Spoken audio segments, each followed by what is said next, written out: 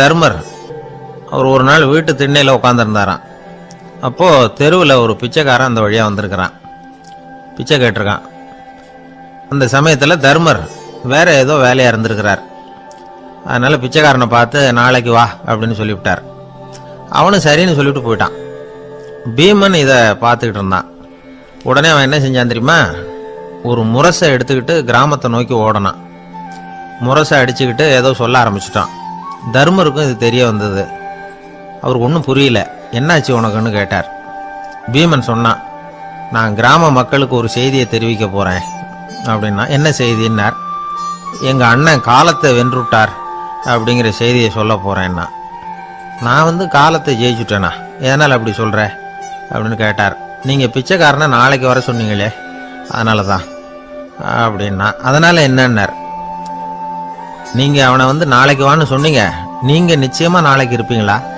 அந்த பிச்சைக்காரனும் நாளைக்கு உயிரோடு இருப்பானா? நாளைக்கு நீங்கள் இருந்தாலும் பிச்சை போடக்கூடிய மனோபாவம் உங்களுக்கு இருக்குமா? பிச்சை நிச்சயம் போடுவீங்களா? நாளைக்கு வரைக்கும் அவன் பிச்சைக்காரனாகவே இருப்பாங்கிறது என்ன நிச்சயம்? நாளைக்கு உங்கள் சந்திப்பு நிச்சயம் நடக்குமா? அதனால தான் நீங்கள் காலத்தை ஜெயிச்சுட்டீங்க அப்படின்னு சொல்லி அவ்வளவு நிச்சயமாக நான் முடிவு பண்ணிவிட்டேன். அப்படி நீங்கள் நினச்சதுனால தான் அவனை நாளைக்கு வர சொல்லியிருக்கிறீங்க. இது எவ்வளவு பெரிய விஷயம். இதை மற்றவங்களுக்கு சொல்லாமல் இருக்கலாமா? நேரம் ஆகிட்டுது, நான் உடனே ஊருக்குள்ளே போய் இதை சொல்லணும். தாமதிக்க முடியாது. ஏன்னா இந்த நேரம் கடந்துட்டுதுன்னா அடுத்த நாழிகை எனக்கு கிடைக்குங்கிறது நிச்சயம் இல்லை அப்படின்னு பீமன் சொல்லி முடிச்சுட்டு புறப்படுறதுக்கு தயாரானான். தர்மர் அவசரமாக குறுக்கிட்டார். தம்பி, கொஞ்சம் பொறு, நான் தவறு பண்ணிட்டேன். பரிபூர்ண சுதந்திரம் பெற்ற மனிதன் தான் அப்படி பேச முடியும், அப்படி வாக்குறுதி தர முடியும். அந்த பிச்சைக்காரனை இப்போவே கூப்பிடு, ஏதாவது உடனே கொடுத்து அனுப்பி வச்சு விடுறேன். நாளைக்கு என்ன நடக்குங்கிறது யாருக்கு தெரியும் அப்படின்னார். இந்த கதையிலேருந்து நாம் உணர்ந்து கொள்ள வேண்டிய உண்மை என்ன தெரியுமா? நிகழ்காலம் ஒன்று தான் நம்ம கையில் இருக்கிறது. அதை தவற விடாமல் சரியாக பயன்படுத்திக்கணும். கடந்த காலம்ங்கிறது திரும்பி வர போகிறதில்ல. எதிர்காலம்ங்கிறது இப்போ நம்மக்கிட்ட கிடையாது. அதனால் நிகழ்காலத்தை தான் நாம் பயன்படுத்திக்க முடியும். ஒரு ஊரில் ஒரு சோதிடர் இருந்தார். அவர் எதிர்காலத்தை பற்றி அதிகமாக சொல்லிகிட்டு இருப்பார். அவருடைய சோதிடத்தை எப்படியாவது பொய்யாக்கி போடணும் அப்படின்னு சொல்லி 2 இளைஞர்கள் தீர்மானம் பண்ணிட்டாங்க. அதுக்காக ஒரு திட்டம் போட்டாங்க. அது குளிர்காலம். ஒரு இளைஞன் பெரிய கோட்டு ஒன்று சட்டைக்கு மேலே போட்டுக்கிட்டான். அந்த மேல் கோட்டுக்குள்ள ஒரு புறாவை மறைச்சி வச்சுக்கிட்டான். 2 பேரும் அந்த சோதிடர் வீட்டுக்கு போகிறாங்க. அவரை பார்த்தாங்க. இதை பாருங்க, இந்த கோட்டுக்குள்ள ஒரு புறாவை மறைச்சி வச்சிருக்கிறோம். அந்த புறா இப்போ உயிரோடு இருக்கா, இறந்து போச்சா, இதை நீங்கள் சொல்லணும். சரியாக சொல்லிவிட்டா உங்கள் ஜோசியத்தை நம்புகிறோம் அப்படின்னாங்க. இவங்க மனசுக்குள்ள என்ன திட்டம்னா, புறா உயிரோடு இருக்குன்னு அவர் சொல்லிவிட்டார்னா அப்படியே கையால் அமைக்க அதை கொண்டுவிட வேண்டியது. புறா உயிரோடு இல்லைன்னு சொல்லிவிட்டார்னா அப்படியே உயிரோடு எடுத்து காட்டிக்கு விட வேண்டியது. இதுதான் அந்த இளைஞர்களோட திட்டம். அவர் என்ன பதில் சொன்னாலும் அவர் சொல்கிறது பொய்ன்னு நிரூபணம் பண்ணிவிடலாம்ல. இதுதான் அவங்க நம்பிக்கை. இந்த சோதிடர் எல்லா வகையிலையும் தப்பிக்க முடியாதுன்னு அவங்க நம்பினாங்க. ஆனால் அந்த சோதிடர் சொன்ன பதில் இவங்களை திகைக்க வச்சுட்டுது. அவர் என்ன சொன்னார் தெரியுமா? உங்கள் கோட்டுக்குள்ளே இருக்கிற புறா உயிரோடு இருக்கா, செத்து போச்சா அப்படின்னு தானே கேட்குறீங்க. அது உங்கள் கையில் இருக்குது. அது சாகவும் இல்லை, உயிரோடவும் இல்லை. அந்த பறவையின் வாழ்வும் சாவும் உங்கள் கையில் தான் இருக்குன்னார். இவங்க தோல்வியை ஒத்துக்கிட்டாங்க. இந்த கதையை நமக்கு ஒரு உண்மையை உணர்த்துது. இன்றைய இளைஞர்கள் எதிர்காலம்ங்கிற பறவையை தங்களுக்குள்ள வச்சிருக்கிறாங்க. அந்த பறவையின் வாழ்வும் தாழ்வும் அவங்க கையில் தான் இருக்கு. நமது வாழ்க்கைங்கிறது நமது கையில். நாம் நல்லா இருக்கிறதும் இல்லாமல் போகிறதும் நாம தான் காரணம். ஒரு பூங்கா. அங்கே ஒருத்தர் நின்றுட்டு இருக்கிறார். நின்றுக்கிட்டே ஏதோ ஆழ்ந்த யோசனையில் இருக்கிறார். அந்த பக்கமாக இன்னொருத்தர் வந்தார். இவரை கவனிச்சார். என்ன யோசனைன்னு கேட்டார். எப்படி எழுந்திருக்கிறதுன்னு யோசனை பண்ணிட்டு இருக்கிறேன்னார். இவர் கேட்டவருக்கு ஒரு மாதிரி ஆயிட்டது. ஏற்கனவே நின்றுகிட்டு இருக்கிற ஒருத்தர் எப்படி எழுந்திரிச்சு நிற்கிறதுன்னு யோசிக்கிறாருன்னா அது ஆச்சரியம் தானே. அதுக்கப்புறம் இவர் யோசிக்க ஆரம்பிச்சார். என்ன இவர் இப்படி பேசுறாரு அப்படின்னு. கீழே விழுந்தா தானே எழுந்திரிச்சு நிற்க முடியும். அதனால எழுந்திரிக்கணும்னு நினைக்கிறவங்க முதல்ல கீழே விழணும். இவர் முதல்ல கீழே விழணும், அதுக்கப்புறம் தான் எழுந்திருக்கிறது எப்படின்னு சிந்திக்க முடியும். இந்த உலகத்தில் எல்லாருமே கீழே விழுந்து எழுந்தவர்கள் தான். இப்போ இந்த குழந்தை பருவத்தில் கீழே விழாம நடைபயில கற்றுக்கிட்டவங்க யாராவது உண்டா? சின்ன வயசுல ஒரு தடவை கூட கீழே விழலை சார், அப்படியே பிறந்தார் வளர்ந்தார் பெரியவர் ஆயிட்டார் அப்படின்னு யாரையும் சொல்ல முடியாது. அதனால மனுஷங்கிறவன் விழுந்து புரண்டு எழுந்து தான் நடக்க கத்துக்கிறான்.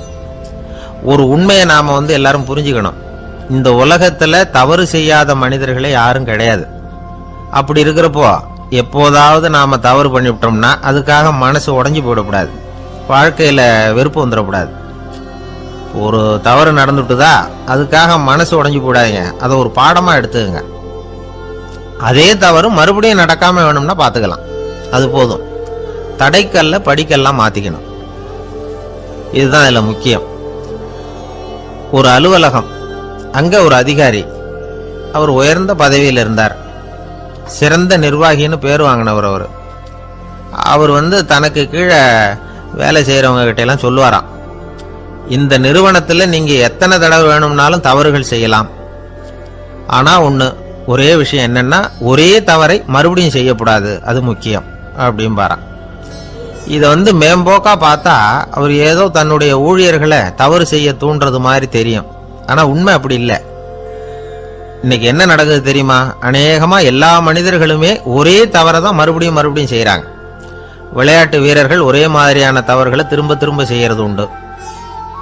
கணக்கு எழுதுறவங்கள பாருங்க, ஒரே தப்ப மறுபடியும் மறுபடியும் செய்வாங்க.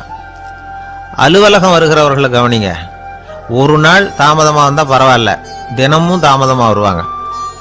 இது மாதிரி செய்த தவறையே திரும்ப திரும்ப செய்யறதுக்கு என்ன காரணம் அப்படின்னா, சோம்பல், ஞாபக மறதி, கவனக்குறைவு, தன்னுடைய திறமை பேர்ல அளவுக்கு மீறிய நம்பிக்கை, இப்படி இதுல ஏதாவது ஒரு காரணமா இருக்கலாம் அப்படிங்கிறாங்க இது பற்றி ஆய்வு செய்கிற வல்லுநர்கள். ஒரு தடவை செஞ்ச தவிர மறுபடியும் செய்யறது இல்லைன்னு முடிவு செஞ்சுக்கிட்டு அதை செயல்படுத்த கத்துக்கணும், அது போதும், வாழ்க்கை வெற்றிகரமா அமையும் அப்படிங்கிறாங்க அந்த அனுபவசாலிகள். அதனால வெற்றிகரமா வாழ்க்கையில நடைபோட விரும்பும் இளைஞர்கள் தவிர்க்க வேண்டியது என்னன்னா, முதல்ல சோம்பலை தவிருங்கள், சுறுசுறுப்பாக இயங்குங்கள் அப்படிங்கிறது அவங்க அறிவுரை. ரெண்டாவது ஞாபக மறதி, எந்த செயல்லையும் ஈடுபாடு வேணும், அக்கறை வேணும். மூணாவது கவனக்குறைவு, எதையும் அலட்சியப்படுத்தக்கூடாது. நாலாவது என்னால முடியாதது எதுவுமே கிடையாது அப்படிங்கிற அளவுக்கு மீறிய நம்பிக்கை, அது ஆபத்துல கொண்டு போய் விட்டுரும். அதனால முதல் தவறு உங்களுக்கு ஒரு பாடமா அமையணும். ஒரு மனிதர், அவர் தன்னுடைய 2 காதுலையும் கட்டு போட்டுக்கிட்டு வந்தார். அவருடைய நண்பர் அதை கவனிச்சுட்டார். என்ன சார் ஆச்சு, 2 காதுலையும் கட்டு போட்டிருக்கீங்களே அப்படின்னு விசாரிச்சார். ஒண்ணுமில்ல சார், வீட்டில் ரொம்ப ஆர்வமா டிவியில் கிரிக்கெட் மேட்ச் பார்த்துக்கிட்டு இருந்தேன். அப்போ என்னுடைய மனைவி துணிகளுக்கு அயர்ன் பண்ணிக்கிட்டு இருந்தாங்க. அயர்ன் பாக்ஸை அப்படியே வச்சுட்டு அடுப்பங்கரைக்கு போயிட்டாங்க. அந்த சமயம் பார்த்து டெலிஃபோன் பண்ணி அடிச்சுது. அவசரமா ஓடி போய் அதை எடுத்து காதில் வச்சேன். அப்பதான் தெரியும் அது அயர்ன் பாக்ஸுங்கிற விஷயம். சூடா இருந்ததா, சுட்டு விட்டுது அப்படின்னார். ஒரு காது சரி சார், 2 காதும் ஏன் அப்படி ஆச்சு அப்படின்னு கேட்டார். அதே ஆளு மறுபடியும் ஃபோன் பண்ணா சார் அப்படின்னாரு இவர். எவ்வளவு தூரம் யோசிச்சிருப்பார் பாருங்க. அதனால ஒரு தவறு மறுபடியும் நடக்கக்கூடாது, முதல் தவறு உங்களுக்கு ஒரு பாடமாக அமையட்டும் அப்படிங்கிறது தான் இதுல இருந்து நாம தெரிந்து கொள்ள வேண்டிய கருத்து. அதனால தவறுகள் அதெல்லாம் தடைக்கெல்லாம் நினைக்க வேண்டாம், படிக்கெல்லாம் நினைப்போம். அப்படி நினைச்சோம்னா வாழ்க்கையில வெற்றி நிச்சயம். கொஞ்சம் தூரத்துல நாம நிக்கிறோம், எட்டத்துல இருந்துகிட்டு அவரை கவனிக்கிறோம். அவர் போன்ல பேசுறத, அவர் பேசுகிற வார்த்தைகள் என்ன அப்படிங்கறது நம்ம காதுல விழல. ஆனாலும் அவர் பேசிக்கிட்டு இருக்கிறது நல்ல செய்தியா கெட்ட செய்தியா அப்படிங்கறத நம்மால யூகிக்க முடியும். மகிழ்ச்சியான செய்தியை பேசும்போது முகம் மலருது, புன்னகை பூக்குது. இதுல ஒண்ணு நீங்க கவனிக்கணும், தொலைபேசியில நாம பேசுறப்போ நம்மோட பேசுறவர் எதிரில் இல்லை. அவர் தொலைபேசி வழியா நம்ம குரலை மட்டும்தான் கேட்க போறார், நம்ம முகத்தை அவர் பார்க்க போறது இல்லை. அப்படி இருந்தோம், அப்ப நம்ம முகம் ஏன் மலரணும் அப்படின்னா, இதுதான் உடல் மொழி, பாடி லாங்குவேஜ் அப்படின்னு சொல்றாங்க. நம்ம அறியாமலேயே நம்ம உடம்பு செய்திகளை தெரிவிக்குது பாருங்க, அதுதான் உடல் மொழி. ஒரு மனிதர் தொலைபேசியில பேசிக்கிட்டு இருக்கிறத நீங்க தூரத்துல இருந்து கவனிச்சுக்கிட்டே, அவர் நண்பரோட பேசுறாரா, மனைவியோட பேசுறாரா, குழந்தையோட பேசுறாரா, இல்ல மேல் அதிகாரி கிட்ட பேசுறாரா, அல்லது அவருக்கு கீழே பணிபுரிகிறவர்கள் கிட்ட பேசுறாரா அப்படிங்கறத கண்டுபிடிக்கலாம். அதுக்கு காரணம் அவருடைய உடல் மொழி. இந்த உடல் மொழி கூட நம்ம வாழ்க்கையின் முன்னேற்றத்துக்கு பயன்படும். இதை பத்தி எல்லாம் கூட சில நிபுணர்கள் ஆராய்ச்சி பண்ணி பார்த்திருக்கிறாங்க. அவங்க சில விவரங்களை சொல்றாங்க. குறிப்பா ஒருத்தர் தன்னுடைய நாற்காலியில கிட்டத்தட்ட படுத்துக்காத குறையா உட்கார்ந்துருக்கிறாருன்னு வச்சுக்கோங்க. எதிர இருக்கிறவர் பேசுறது அவருக்கு பிடிக்கலன்னு அர்த்தமா. தலையை சொரிஞ்சிக்கிறது, வேற வேற திசைகளில் பார்க்கறது, கொட்டாவி விடுறது, கால்களை மாற்றி போட்டு உட்கார்றது, களைப்பா கை விரல்களை அப்படியே பின்னிக்கிறது, அடிக்கடி கடிகாரத்தை பார்க்கறது, இப்படிலாம் ஒருத்தர் பண்ணிக்கிட்டு இருக்கிறாருன்னா நாம் கூடிய சீக்கிரம் அந்த இடத்த விட்டு எழுந்திரிச்சு வந்துடுறது நல்லது. ஏன்னா இதெல்லாம் அவருடைய சலிப்பு, சோர்வு, ஆர்வமின்மை இதுக்கு அடையாளங்கள். நம்முடைய பேச்சு அவரை சலிப்படைய வச்சுட்டதுன்னு அர்த்தம். அவர் ரொம்பவும் சோர்ந்து போயிட்டாருன்னு பொருள். நம்முடைய பேச்சில் அவருக்கு ஆர்வம் இல்லைன்னு அர்த்தம். அதே நேரத்தில் நாற்காலியின் நுனியில் அமர்ந்து உடலை முன்னுக்கு நகர்த்தி எதிர இருக்கிறவரின் கண்களை பார்த்துக்கிட்டே பேசினாலும் சரி அல்லது பேச்சை கேட்டாலும் சரி, உங்கள் பேரில் மற்றவங்களுக்கு உள்ள பிடிப்பு அதிகரிக்கும். நாம் எப்படிப்பட்டவருங்கிறத நம்ம உடம்பும் நடை உடை பாவனையும் அடுத்தவங்களுக்கு காட்டி கொடுத்துரும். உங்கள் உடம்பு, உங்கள் பார்வை, நடை, உட்கார்ற விதம் இதை வச்சுக்கிட்டே நீங்கள் பொறுப்புள்ளவரா, முரடரா, அலட்சியமானவரா, மரியாதை தெரிஞ்சவரா, அடக்கமானவரா, நம்பிக்கைக்கு உரியவரா, நாணயம் இல்லாதவரா, பயந்தவரா, திறமசாலியா, அப்பாவியா அப்படிங்கிறதையெல்லாம் கண்டுபிடிச்சிடலாம். அதனால் இந்த உடல் மொழியை புரிஞ்சுக்கிட்டு நம்மளை கொஞ்சம் சரிப்படுத்திக்கிட்டோம்னா வாழ்க்கையில் சுலபமாக பல காரியங்களை சாதிக்க முடியும். ஒரு மனநல மருத்துவமனை, அங்கே ஒருத்தர் ஒரு நாற்காலியில் உட்காந்துக்கிட்டு கார் ஓட்டுறது மாதிரி அப்படி பாவனை பண்ணிகிட்டு இருந்தார். ஸ்டேரிங்கை திருப்புறது மாதிரி, பின்னாடி வர்ற வண்டியை நிற்க சொல்கிறது மாதிரி, அப்புறம் இவர் ஒதுங்கிக்கிட்டு அவருக்கு வழி விடுறது மாதிரி, இப்படிலாம் சேட்டைகள் பண்ணிக்கிட்டு இருந்தார் மனநல மருத்துவமனையில். இதை பார்த்துக்கிட்டு இருந்த ஒருத்தர் பக்கத்தில் இருந்த இன்னொருத்தர்கிட்ட கேட்டார், இவர் ஏன் இப்படி பண்ணுறாரு, இவருக்கு ஏன் அப்படி வந்தது நிலைமை அப்படின்னு சொல்லி அவர் விசாரித்தார். அப்போ அவர் விவரம் சொன்னார். வேற ஒன்றும் இல்லைங்க, இவருக்கு கார் ஓட்டணும்னு ஆசை ரொம்ப காலமாக, அது நிறைவேறாமல் போயிட்டுது. அதுக்கப்புறம் அவர் மனநோயாளியை மாறிட்டார். இங்கே அழைச்சிட்டு வந்தாங்க. இங்கே அழைச்சிட்டு வந்ததுலேருந்து அப்படி தான் பண்ணிகிட்டு இருக்கிறார். அப்போ கார் ஓட்டுறது மாதிரிலாம் பாவனை பண்ணிகிட்டு இருப்பார், திருப்புறது மாதிரி பண்ணுவார், பின்னாடி வர்றவங்களுக்கு இடம் விடுவார், இப்படிலாம் செய்கிறார் அப்படின்னு விவரம் சொன்னாங்க. நீங்கள் சொல்லப்படாதா, இப்போ நீங்கள் கார் ஓட்டல, வெறும் நாற்காலியில் தான் உட்காந்துருக்குறீங்க அப்படின்னு நீங்கள் சொல்லப்படாதா அவருக்கு அப்படின்னு கேட்டாங்க. அது முடியாதுங்க, ஏன்னா அந்த காரை கழுவுறதுக்காக அவர் தினமும் எனக்கு 10 ரூபா கொடுத்துக்கிட்டு இருக்கிறார் அப்படின்னாராம் அங்கே வேலை செஞ்சுக்கிட்டு இருந்த ஒருத்தர். அதனால் வாழ்க்கையில் நாம் இந்த உடல் மொழியை புரிஞ்சுக்கணும். உடல் மொழிங்கிறது இப்போ ஆரம்பத்தில் சொன்னது மாதிரி அந்த தொலைபேசியில் பேசுகிறவங்கள தூரத்திலேருந்து பார்த்தாவே அவர் யாருக்கிட்ட பேசுகிறார், என்ன பேசுகிறாருன்னு தெரியும். நம்ம முகத்தை நல்லா வச்சுக்கணும். உடல் மொழியை நம்ம புரிஞ்சுக்கிட்டு பயன்படுத்த ஆரம்பித்தோம்னா எந்த முயற்சி பண்ணினாலும் அதில் வெற்றி நிச்சயம். பிரிட்டிஷ் ஆட்சி நடந்துகிட்டு இருந்த காலம் 1920களின் கடைசி. அப்போ நடந்த ஒரு உண்மை நிகழ்ச்சி இது. ஒரு கல்யாண மாப்பிள்ளை ரயிலில் இறங்க போறார். அவரை வரவேற்க ஒரு ராஜ குடும்பமே காத்துக்கிட்டு இருக்குது. மங்களூர்லேருந்து இறங்குற அந்த மாப்பிள்ளை யார் தெரியுமா? ஒரு நாய். உண்மைதான், அந்த நாய்க்கு தான் கல்யாணம். சுதேசி சமஸ்தானத்து மன்னர்களில் ஒருத்தர் ஜூனாகட் மகாராஜா. அவரோட வளர்ப்பு நாய் ரோஷனாரா. அதுக்கு கல்யாணம் பண்ணி வைக்கணும்னு ஆசைப்பட்டார். மாப்பிள்ளை தேடினார். மங்களூர் மகாராஜாவோட வளர்ப்பு நாய் ஒன்று இருந்தது, பேரு பாபி. இது ரெண்டுக்கும் கல்யாணம் நடத்த முடிவு பண்ணார். திருமணத்துக்கு வேண்டிய எல்லா ஏற்பாடுகளையும் பண்ணுங்க அப்படின்னு உத்தரவு போட்டார். ஆயிரக்கணக்கான அழைப்புதழ்கள், பல சமஸ்தான மன்னர்கள், ஜமீன்தார்கள், பிரிட்டிஷ் அதிகாரிகள், பெரிய பணக்காரங்க, இப்படி நிறைய பேருக்கு அழைப்புதழ்கள் அனுப்பி வச்சாங்க. பத்திரிகையை பார்த்தவங்கெல்லாம் திகைச்சு போயிட்டாங்களாம். இருந்தாலும் என்ன பண்ணுறது, ராஜாவே அழைக்கிறார், போகாமல் இருக்க முடியுமா? அந்த சமயத்தில் நாட்டின் கவர்னர் ஜெனரலாக இருந்தவர் இர்வின் பிரபு, அவருக்கும் ஒரு பத்திரிகை போயிருக்குது. வாங்கி பார்த்ததும் அவருக்கு பயங்கர எரிச்சல். உடனே குப்பை தொட்டியில் போட்டுவிட்டாராம். மாட்சிமை தங்கிய பிரிட்டன் சக்கரவர்த்தியின் பிரதிநிதியான தன்னை கேவலம் ஒரு நாயின் திருமணத்துக்காக அழைக்கிறதா அப்படின்னு அவருக்கு ஆத்திரம். இருந்தாலும் கல்யாணம் பிரமாதமாக நடந்துதான். கல்யாணத்தன்னைக்கு பொண்ணுக்கு ஸ்பெஷல் குளியல், தண்ணீருக்கு பதிலாக வாசனை திரவியங்கள், பன்னீர், குளிச்சதுக்கு அப்புறம் அலங்காரம், வைர மாலை, முத்து மாலை, ஏகப்பட்ட அலங்காரம். மாப்பிள்ளையை அழைக்கிறதுக்கு ரயில்வே ஸ்டேஷனில் ராஜ குடும்பமே காத்துக்கிட்டு இருக்குது. அவங்களோட வளர்ப்பு நாய்கள் 250. அத்தனை நாய்களுக்கும் பட்டு துணி போத்தி இருக்குது. முத்து வடங்கள் அணிவிச்சிருக்கிறாங்க. எல்லாம் ராஜ நாய்கள். அதுகளையும் வீதியில நடக்க விடலையாம். அதுகளை சுமந்துக்கிட்டு போக அலங்கரிக்கப்பட்ட யானைகள் காத்துக்கிட்டு இருக்குதான். மாப்பிள்ளைக்கு வரவேற்பு எப்படி தெரியுமா? அது நடந்து வர்ற பாதை பூரா ரத்தன கம்பளம் விரிச்சிருக்குது. 2 பக்கமும் ராஜாங்க அதிகாரிகள் கைகட்டி நிற்கிறாங்க. அரசு படை வீரர்கள் அணிவகுப்பு மரியாதை செலுத்துறாங்க. அந்த நாய் ராஜ மரியாதையோடு நடந்து வருது. நகையெல்லாம் போட்டுக்கிட்டு வருது. திருமண மண்டபத்துக்கு வந்து சேருது. அங்கே கல்யாணம் அமோகமாக நடக்குது. இந்த திருமணத்தை முன்னிட்டு அந்த ஜூனாகட் சமஸ்தானத்துக்கு 3 நாள் விடுமுறை வேற. கல்யாணத்துக்கு வந்திருந்தவங்களுக்கெல்லாம் ஏக தடபுடலாக விருந்து, நாட்டியம் எல்லாம் பிரமாதமாக நடந்துதான். இந்த கல்யாணத்தில் கலந்துக்க வந்திருந்த மற்ற சமஸ்தானத்து மன்னர்கள், திவான்கள், அரச குடும்பத்தினர், இப்படி அவங்க 700 பேராம். அவங்க வந்து போகிறதுக்காக விசேஷ ரயில்கள்லாம் வேற விட்டுருக்காங்க. கல்யாணம் முடிஞ்சதும் அந்த நாய் தம்பதிகளோட பெரிய பெரிய மன்னர்கள்லாம் ஒன்றா உட்காந்து சாப்பிட்டாங்களாம். ஏர் கண்டிஷன் அறையில் அந்த தம்பதிகள் கொஞ்ச காலம் வாழ்ந்துருக்கிறாங்க. கொஞ்ச நாளில் மாப்பிள்ளைக்கு மரியாதை குறைய ஆரம்பிச்சுட்டுது. வெளியில் துரத்தி விட்டாங்களாம். அந்த பெண் நாய் மட்டும் ராஜ போகங்களை அனுபவித்து வந்துதான். இந்த கல்யாணத்தை பார்த்துட்டு தொடர்ந்து மற்ற சமஸ்தானத்து மன்னர்களும் நாய் திருமணங்கள் நடத்த ஆரம்பிச்சுட்டாங்களாம். இது உண்மையில் நடந்திருக்குது. இப்படி அது இருக்கட்டும். இப்போ நம்ம கதைக்கு வருவோம். ஒரு ராஜாவுக்கு ரொம்ப நாள் கழிச்சு ஒரு குழந்தை பிறந்துதான்.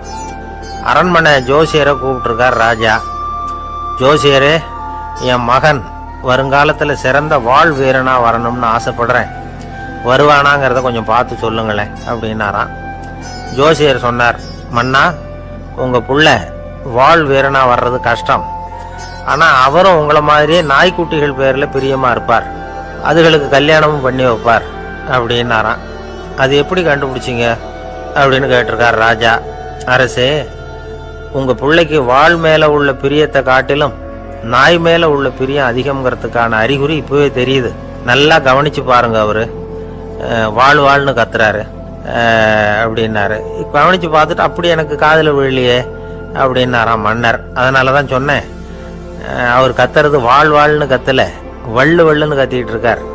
அதனால தான் அப்படி சொன்னேன் அப்படின்னாராம் அரண்மனை ஜோசியர். தெரியுமா? குருகுல வாசம் செஞ்சு படிக்கணும். ஆசிரியருங்கிறவர் ஆசிரமத்தில் இருப்பார். அங்க போய் அவருக்கு தொண்டுகள் செய்யணும். துணிகள்லாம் துவைச்சி போடணும். தூங்கும்போது காலை பிடிச்சி விடணும். புழுக்கமா இருந்தா விசிறி மட்டை எடுத்து விசிறணும். அப்படியே அப்பப்போ அவர் சொல்லி கொடுக்குற பாடத்தையும் கத்துக்கணும். அவர் சொல்லி கொடுக்குற பாடங்களை ஓலைச்சுவடிகளில் எழுதிக்கணும். இதுதான் குருகுல வாசம்ங்கிறது. இப்போ மாதிரிலாம் கிடையாது. ஆக குருகுல வாசம்ங்கிறது மனசையும் பண்படுத்தும், அறிவையும் பண்படுத்தும். அப்படி ஒரு பயிற்சி அது. அந்த காலத்தில் பஞ்சபாண்டவர்கள் ஒரு குருகுலத்தில் படிக்க போனாங்களாம். ஏற்கனவே அங்கே ஒரு 15 பேர் இருந்திருக்கிறாங்க. இவங்களையும் சேர்த்து மொத்தம் 20 பேர். எல்லாரும் ரொம்ப ஆர்வத்தோடு அங்கே தங்கி படிச்சுக்கிட்டு இருக்கிறாங்க. 2 வருஷம் ஓடி போச்சு. எல்லாரும் ஊருக்கு திரும்ப வேண்டிய நேரம். ஆசிரியர் ஒவ்வொருத்தராக கூப்பிட்டார். இது வரைக்கும் என்ன கற்றுக்கிட்ட அப்படின்னு கேட்டார். அவங்க தாங்கள் எழுதி வச்சிருந்ததை சொன்னாங்க, கற்றுக்கிட்டதை சொன்னாங்க. அங்கே படிக்க வந்தவங்க எல்லாருமே புத்திசாலிகள். அது மட்டும் இல்லை, பல பேர் அரச குடும்பத்தை சேர்ந்தவங்க, இளவரசர்களாக வேற இருக்கிறவங்க. அதனால் அவங்கக்கிட்ட அபாரமான கல்வி அறிவை எதிர்பார்த்தார். ஒருத்தன் தான் எழுதி வச்சிருந்த சரித்திர பாடம் பூராவையும் படித்து காட்டினான். இன்னொருத்தன் தான் எழுதி வச்சிருந்த பூகோள பாடம் பூராவையும் படித்து காட்டினான். இப்படி ஒவ்வொருத்தராக அவங்க படித்தது என்னங்கிறத படித்து காட்டிவிட்டு போனாங்க. கடைசியாக தர்மர் வந்தார். பேசாமல் நிற்கிறார். தன் கையில் இருந்த ஓலைச்சுவடி கேட்டால் அவர் பிரிக்கவே இல்லை. ஆசிரியர் இவர்கிட்ட தான் அதிகமாக எதிர்பார்த்தார். ஆனால் இவரும் பேசாமல் நின்றுட்டு இருக்கிறார். நீ என்ன கற்றுக்கிட்ட சொல்லு, ஓலைச்சுவடியை பிரித்து படினார் அந்த முனிவர். தர்மர் அசையவே இல்லை. மெதுவாக சொன்னார், ஐயா, நான் கற்றுக்கிட்டது ஒன்று தான். அதுதான் வாழ்க்கையில் எனக்கு ரொம்ப முக்கியமான பாடமாக அமையும் அப்படின்னார். என்னது, என்கிட்ட 2 வருஷ காலமாக படிச்சு விட்டு கடைசியில் கற்றுக்கிட்டது ஒன்று தானா அப்படின்னார் முனிவர். அவருக்கு ஒன்றும் புரியல. மற்ற மாணவர்களை விட இவர் பண்புகளில் உயர்ந்தவர், அறிவில் சிறந்தவர், வயசில் முதிர்ந்தவர். இவரே இப்படி சொன்னால் மற்றவங்க நிலைமை என்னத்துக்கு ஆறுது? அவங்க ரொம்பவும் கெட்டு போயிடுவாங்களே அப்படின்னு அவர் யோசனை பண்ணார். தர்மா, நல்லா யோசனை பண்ணி பதில் சொல்லு. 2 வருஷமா நீ கற்றுக்கிட்டது என்ன அப்படின்னு தானே நான் கேட்குறேன், அதை கொஞ்சம் யோசனை பண்ணி சொல்லுன்னார் முனிவர் கொஞ்சம் கோபமா. தருமர் முகத்தில் எந்த மாறுதலுமே இல்லை. இல்லையா, 2 வருஷமாக நான் கற்றுக்கிட்ட முக்கியமான பாடம் ஒன்றே ஒன்று தான்னார். இப்போ அந்த முனிவருக்கு கோபம் அதிகமாக வந்துடுது. ஏன்பா உனக்கு வெக்கமா இல்லையா? உன்னை விட வயசில் குறைஞ்சவங்க எவ்வளவு பாடம் கற்றுக்கிட்டு இருக்கிறாங்க, எவ்வளவு விரிவாக அவங்க படித்து காட்டினாங்க. நீயும் கூட நிறைய குறித்து வச்சிருக்கிற போல இருக்க, அதை ஏன் பிரித்து படிக்கக்கூடாது அப்படின்னார். ஐயா, நான் சொல்கிறது உங்களுக்கு ஏமாற்றமாக இருந்தால் என்னை மன்னிக்கணும். நான் ரொம்ப முக்கியமாக கற்றுக்கிட்டு இருக்கிறது ஒன்றே ஒன்று தான், மற்ற எதையும் சொல்கிறதுக்கு விரும்பலைன்னார். மாணவர்கள்லாம் சிரிச்சுட்டாங்க. முனிவருக்கு கோபம் அளவுக்கு மீறி வந்துட்டு ஓங்கி அரைஞ்சு விட்டார் தருமரை அவர் கன்னத்தில். தருமர் கண்ணை செவந்து போட்டுது, கண்கள் கலங்கி போச்சு. ஆனாலும் அவர் அமைதியை இழக்கலை, தலை குனிஞ்சு நிற்கிறார். இவருடைய புடிவாதம் முனிவருக்கு இன்னும் ஆத்திரத்தை உண்டாக்கி விட்டது. இன்னொரு கண்ணத்திலே அரைஞ்சார். எல்லாரும் பயந்து போய் அமைதியாக நின்றுட்டு இருக்கிறாங்க. முனிவர் கத்துறார், அப்படி நீ கற்றுக்கிட்ட அந்த முக்கியமான பாடம் தான் என்ன, அதையாவது சொல்லு அப்படின்னார். ஐயா, அதை மட்டும் ஒரு ஓலைச்சுவடியில் தனியாக குறித்து வச்சிருக்கிறேன், இந்தாங்க, இதை நீங்களே படித்து பாருங்கன்னார். தருமர் ஓலைச்சுவடியை நீட்டினார். முனிவர் அதை வாங்கி பிரித்தார், சத்தம் போட்டு படித்தார். என்ன எழுதியிருக்காருன்னா, எப்படிப்பட்ட சோதனை ஏற்பட்டாலும் நிதானம் இழந்து கோபத்துக்கு ஆளாகக்கூடாது அப்படின்னு. இதான் அந்த ஓலைச்சுவடியில் அவர் எழுதி வச்சிருந்தது. அந்த ஒரு கணத்திலேயே முனிவரும் எல்லா மாணவர்களும் தருமரை புரிஞ்சுக்கிட்டாங்களாம். அவர் கற்றுக்கிட்டது ஏட்டு சுரக்காய் இல்லை, வாழ்க்கையில் பயன்படக்கூடிய முக்கியமான அனுபவ பாடம். முனிவர் கண்களில் கண்ணீர். தருமரை அன்போட கட்டி தழுவிக்கிட்டார். அப்புறம் சொன்னார், தர்மா, என்னை மன்னிச்சிரு, நீ மாணவன் இல்லை, ஆசிரியன். நான் இதுவரைக்கும் தெரிஞ்சிக்காத அனுபவ பாடத்தை நீ இப்போ எனக்கு கற்றுக் கொடுத்துட்ட அப்படின்னு சொன்னாராம். அதனால் நிதானம் தவறக்கூடாதுங்கிறது ரொம்ப முக்கியமான ஒரு செய்தி. ஒரு ஆசிரியர் மாணவனை ஒரு கன்னத்தில் ஓங்கி அரைஞ்சுட்டார். இவன் நிதானம் தவறல, அமைதியாக நின்றுக்கிட்டு இருந்தான். அவர் ஒரு தடவை அரைஞ்சதும் எப்படி உன்னால் நிதானம் தவறாமல் இருக்க முடிஞ்சுது அப்படின்னு கேட்டாங்க நண்பர்கள். அவன் சொன்னான், நான் நிதானம் தவறி இருந்தா எங்கள் வாத்தியார் இன்னொரு கன்னத்திலையும் அரைஞ்சிருப்பார், அது அதை விட பலமாக இருக்கும், அதனால தான் நான் அப்படி இருந்தேன் அப்படின்னு நானா. ஆக நாம தெரிந்து கொள்ள வேண்டியது, வாழ்க்கையில நிதானம் தவறாமல் இருக்க வேண்டும், அதுதான் வெற்றியின் ரகசியம். ஒரு நண்பர்கிட்ட பேசிக்கிட்டு இருந்தேன். அவருடைய உறவினர் ஒருத்தர் ஒரு நேர்முக தேர்வுக்கு போயிருந்தாராம், இன்டர்வியூக்கு. ரொம்பவும் பொறுப்பாகவும் கவனமாகவும் செயல்பட வேண்டிய பதவிக்கான நேர்காணல் அது. இவர் எழுத்து தேர்வில் ஏராளமான மதிப்பெண்கள் வாங்கிவிட்டார். அதனால் அதை பற்றி கவலை இல்லை. இப்போ நேர்முக தேர்வில் தேர்வு பெறணும். ஏராளமான சான்றிதழ்கள் வச்சிருந்தார். நேர்காணலில் கேட்கப்பட்ட எல்லா கேள்விகளுக்கும் சரியான பதில தான் சொன்னார். இருந்தாலும் பாருங்க, அந்த நேர்முக தேர்வில் அவர் தேர்ந்தெடுக்கப்படலை. என்ன காரணம் அப்படின்னு பின்னாடி விசாரிச்சப்போ தான் விவரம் தெரிஞ்சுதான். அது என்ன ஆயிருக்குதுன்னா, அந்த நேர்காணலின் போது இவர் நடந்துகிட்ட முறையில் சில தவறுகள் நடந்து போச்சான். முக்கியமா 2 தவறுகள்.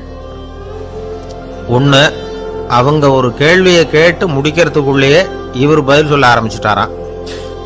2வது என்னன்னா, இவர் நாற்காலியில தாராளமா இயல்பா சாஞ்சி உட்காராம நாற்காலி முனையில உட்கார்ந்துருந்தாராம். இந்த 2 விதமான செயல்பாடுகளும் இவர் அவசரப்படுறவர், பதற்றப்படுறவர் அப்படிங்கிறதுக்கான அடையாளங்கள். அதாவது கேள்வியை கேட்டு முடிக்கிறதுக்குள்ளேயே முந்திக்கிட்டு பதில் சொல்றது. 2வது, நாற்காலியில் இயல்பா தாராளமாக உட்காராம நாற்காலி முனையில் உட்கார்றது. பார்க்க போகிற வேலைக்கு அவசரம், பதற்றம் இது 2 இருக்கப்படாதான். அதனால மார்க் இருந்தும் சர்டிஃபிகேட் இருந்தும் அந்த வேலை வாய்ப்பு அவருக்கு கிடைக்கல. வேலை கொடுக்குறவங்க நம்ம கிட்ட இருந்து என்னதான் எதிர்பார்க்குறாங்க, இதை தெரிஞ்சு வச்சுக்கிறது நல்லது. முதல்ல மற்றவர்களுடன் தொடர்பு கொள்ளும் திறமை, அதாவது எபிலிட்டி டு கம்யூனிகேட். நீங்க நினைக்கிறத அழகா தொகுத்து வகைப்படுத்தி சொல்ல தெரியுதான்னு பார்ப்பாங்க. உங்க திட்டங்களை அடுத்தவங்க ஏற்றுக்கொள்ளக்கூடிய விதத்துல வெளிப்படுத்துறதுக்கு உங்களால முடியுதான்னு பார்ப்பாங்க. இதுக்கு என்ன செய்யறது?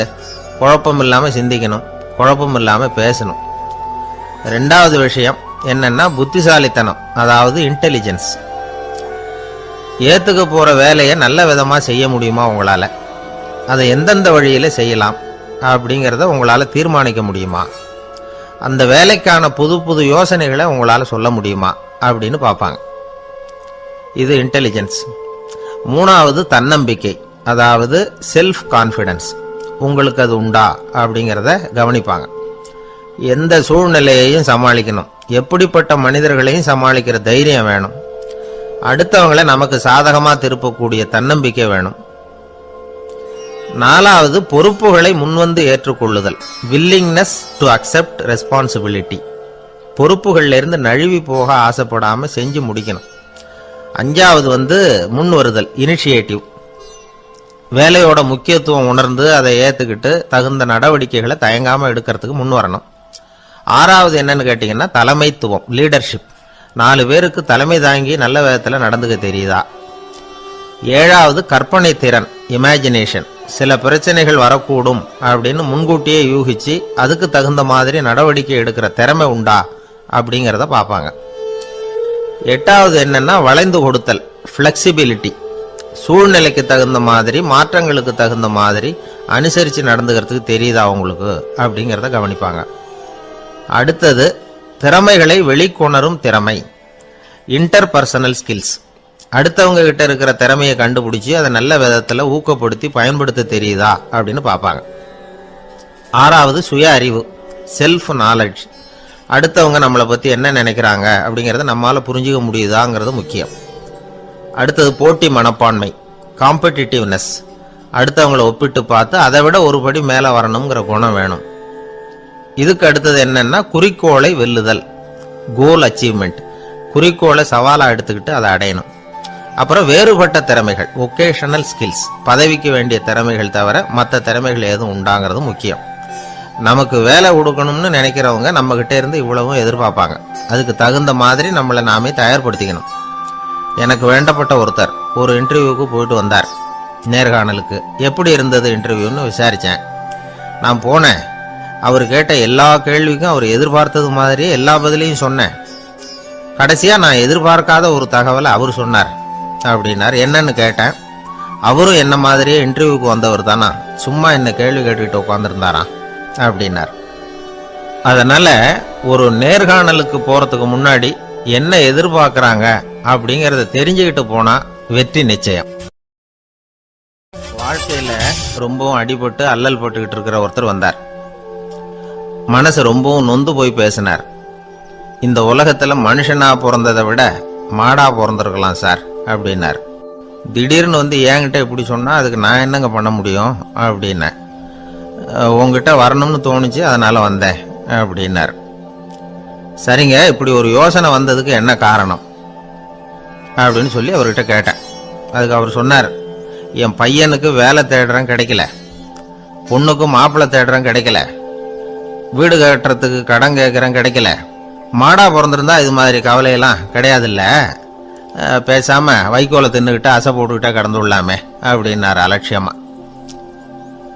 அதுக்கப்புறம் தான் அவர் சொன்ன கருத்தை நானும் கொஞ்சம் அசை போட ஆரம்பிச்சேன் மனசுக்குள்ள. இப்போ இயற்கையை பொறுத்த வரைக்கும் அது நாம எல்லாரும் மகிழ்ச்சியா வாழணும் அப்படின்னு தான் விரும்புது. விலங்குகள், பறவைகள், தாவரங்கள், அப்புறம் மற்ற உயிரினங்கள் எல்லாமும் நல்லபடியா இருக்கணும் அப்படிங்கிறது தான் இயற்கையோட விருப்பம்.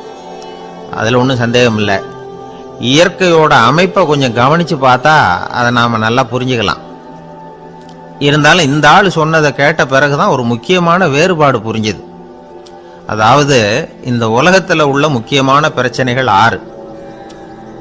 அந்த 6 பிரச்சனைகளும் ஆடு மாடுகளுக்கு கிடையாது, மரம் செடி கொடிகளுக்கு கிடையாது. ஆனா மனுஷன் அந்த 6 பிரச்சனைகளையும் சந்திக்க வேண்டியிருக்கு. சரி, அந்த 6 பிரச்சனைகள் என்னென்ன தெரியுமா? முதல்ல இந்த ஆடு மாடுலாம் நமக்குன்னு சொந்தமா ஒரு வீடு இல்லையே அப்படின்னு கவலைப்பட்டுக்கிட்டு இருக்கிறது இல்லை. ஆனா மனிதனுக்கு வீடு தேவைப்படுது. இது ஒரு வித்தியாசம். இப்ப 2வது பிரச்சனை என்னன்னா ஆடை பிரச்சனை.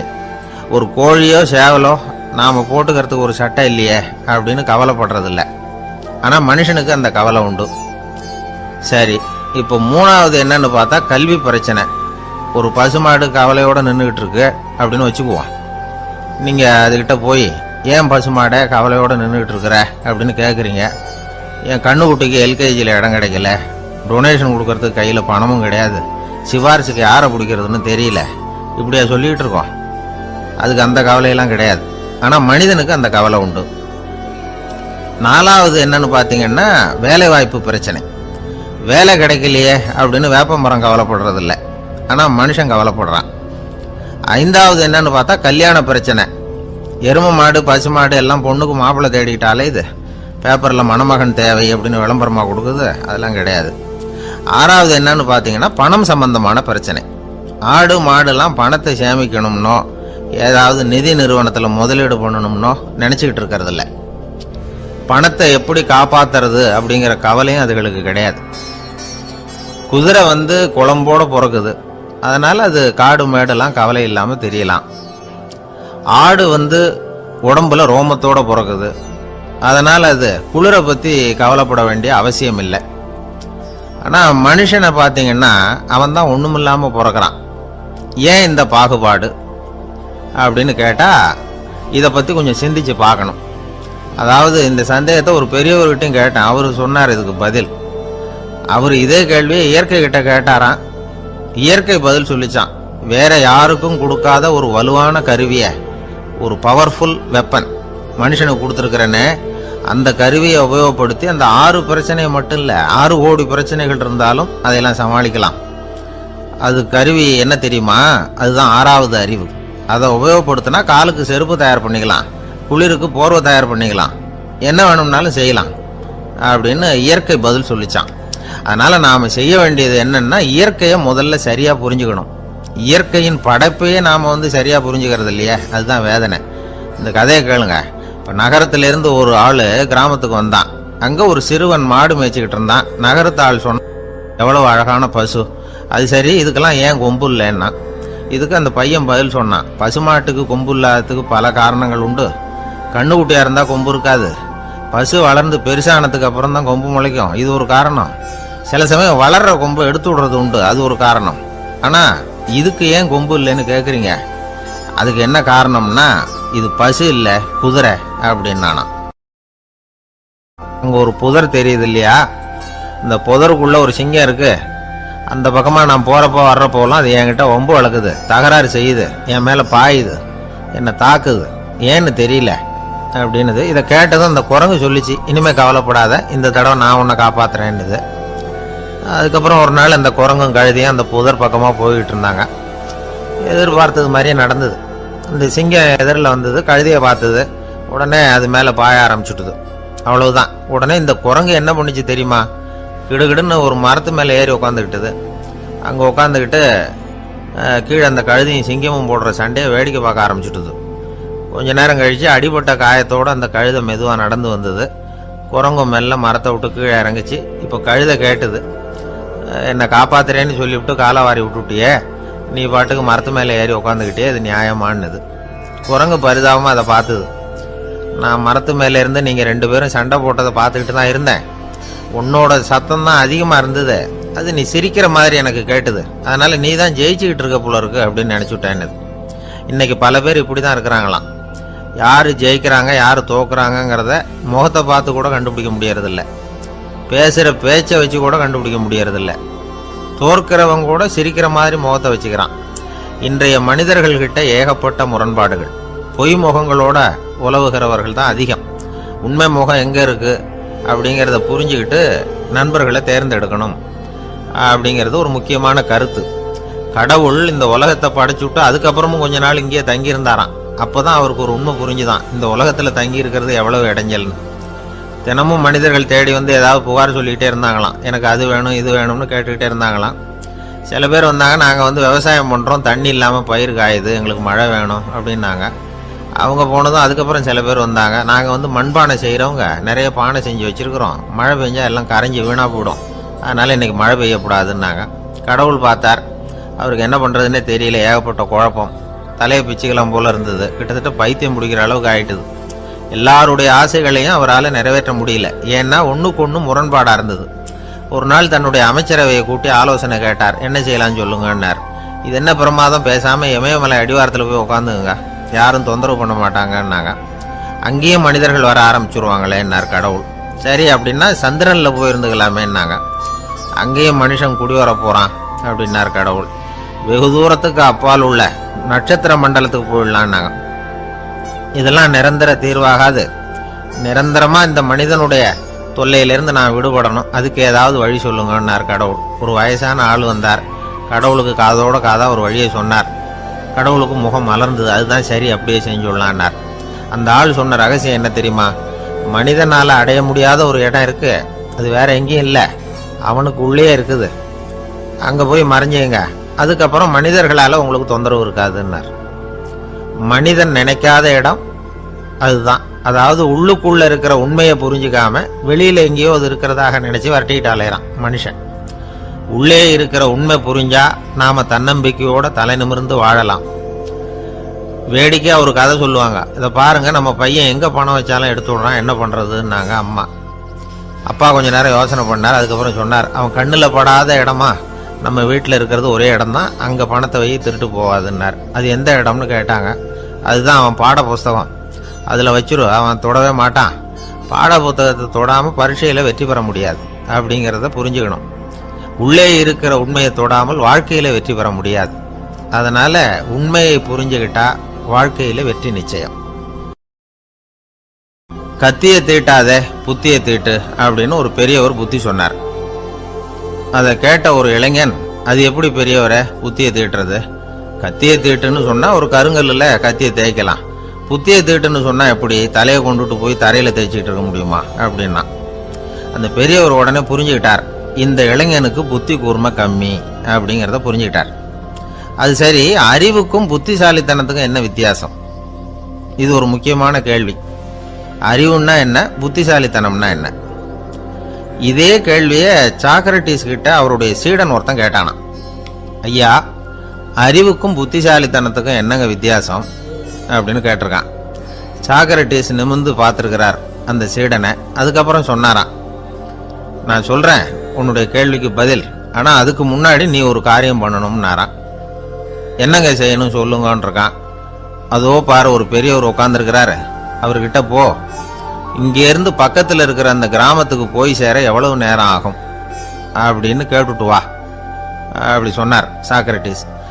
சரின்னு சொல்லிவிட்டு இவன் போனான். அந்த பெரியவர் முன்னாடி போய் நின்னான். ஏங்க பெரியவரை, இங்கேருந்து அதோ தெரியுத அந்த கிராமத்துக்கு போய் சேர்றதுக்கு எவ்வளவு நேரம் ஆகும் அப்படின்னு கேட்டான். பெரியவர் நிமிர்ந்து பார்த்தார், ஆனால் பதில் எதுவும் சொல்லலை. இவன் மறுபடியும் ஒரு தடவை அதே கேள்வி அவர்கிட்ட கேட்டான். என்னங்க, நான் கேட்குறது உங்கள் காதில் விழுதா?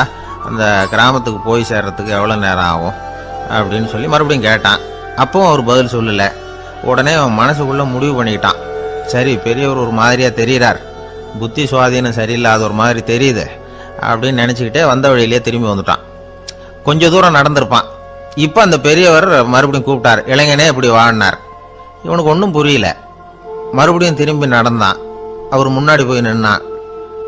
பெரியவர் சொன்னார், தம்பி, இங்கேருந்து அந்த கிராமத்துக்கு போய் சேர்றதுக்கு 5 நிமிஷம் ஆகும் அப்படின்னார்.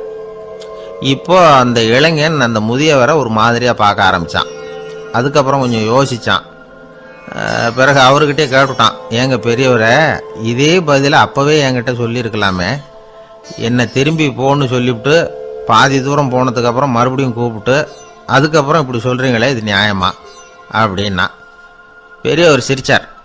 அதுக்கப்புறம் சொன்னார், ஏன்பா, நீ எவ்வளவு வேகமாக நடக்கிறேங்கிறத பார்க்காம நீ கிராமத்துக்கு போய் சேர வேண்டிய நேரத்தை எப்படி என்னால் சொல்ல முடியும்? அதனால தான் உன்னை கொஞ்சம் தூரம் நடக்க விட்டு உன்னுடைய நடையின் வேகம், அந்த கிராமம் இருக்கிற தூரம் ரெண்டையும் கணக்கு போட்டு அதுக்கப்புறம் நேரத்தை சொன்னேன்னார். சீடன் வந்து தலை குனிந்தான். அப்படியே திரும்பி வந்து சாக்ரட்டிஸ் முன்னாடி நின்னான். சாக்ரட்டிஸ் இப்போ சொல்றார், தம்பி, அதுக்கு பேர் தான் புத்திசாலித்தனம். இந்த அறிவு கூர்மை வந்து எல்லா இளைஞர்களுக்கும் வரணும் அப்படிங்கிறதுக்காகத்தான் கத்தியை தீட்டாத புத்தியை தீட்டு அப்படின்னு பெரியவங்கள்லாம் சொல்லிட்டு இருக்கிறாங்க. புத்தியை தீட்டுறவங்கெல்லாம் வாழ்க்கையில் அறிவாளியாராங்க, தீட்டாதவங்க கோமாளியாராங்க. இதுதான் இன்னைக்கு நடக்கிறது. அதனால அறிவு கூர்மைங்கிறது வேற. இந்த காலத்து ஆசாமி ஒருத்தர் இன்னொருத்தரை பார்த்து கேட்டார், ஏங்க, ஒரு விமானம் இங்கேருந்து புறப்பட்டு 2 மணி நேரத்தில் மதுரைக்கு போய் சேருது. நல்லா கவனிங்க, ஒரு விமானம் இங்கேருந்து புறப்பட்டு 2 மணி நேரத்தில் மதுரைக்கு போய் சேருது அப்படின்னா என்னோட வயசு என்னன்னு கேட்டார். இவர் கேட்கறதுல ஏதாவது அர்த்தம் இருக்கா? அதாவது இங்கேருந்து புறப்பட்டு 2 மணி நேரம் ஆகுது மதுரைக்கு போகிறதுக்கு, அப்படின்னா என் வயசு என்னன்னு கேட்குறாரு. இதை கேட்ட உடனே அவர் பதில் சொன்னார், அப்படின்னா உங்களோட வயசு 20 அப்படின்னார். எப்படிங்க அவ்வளவு கரெக்டாக சொன்னீங்க அப்படின்னு கேட்டார். வேற ஒன்றும் இல்லை, எங்கள் பக்கத்து வீட்டில் ஒரு முழு பைத்தியம் இருக்கு, அதோட வயசு 40, அப்படின்னா உன் வயசு 20 தான் இருக்கணும் அப்படின்னார். அரை பைத்தியம்னு முடிவு பண்ணிக்கிட்டார். அதனால வாழ்க்கையில் அறிவு கூர்மைங்கிறது ரொம்ப அவசியம். அந்த புத்திசாலித்தனம் இருக்கிறவங்க வாழ்க்கையில் வெற்றி பெறுவது நிச்சயம். சாலை ஓரமா அழுதுகிட்டு உட்காந்துருந்தான். பிச்சை எடுத்து சாப்பிட்ற ஒருத்தன் அந்த பக்கமா வந்தான். இவனை பார்த்தான். ஏன் அழுதுகிட்டு உட்காந்துருக்கிற, என்னாச்சு உனக்கு அப்படின்னு கேட்டான். அதுக்கு இவன் சொன்னான், என்கிட்ட ஒன்றுமே இல்லை, நான் இந்த உலகத்தில் இருந்து என்ன பிரயோஜனம், அதனால தான் அழுதுகிட்டு இருக்கிறேன் அப்படின்னா.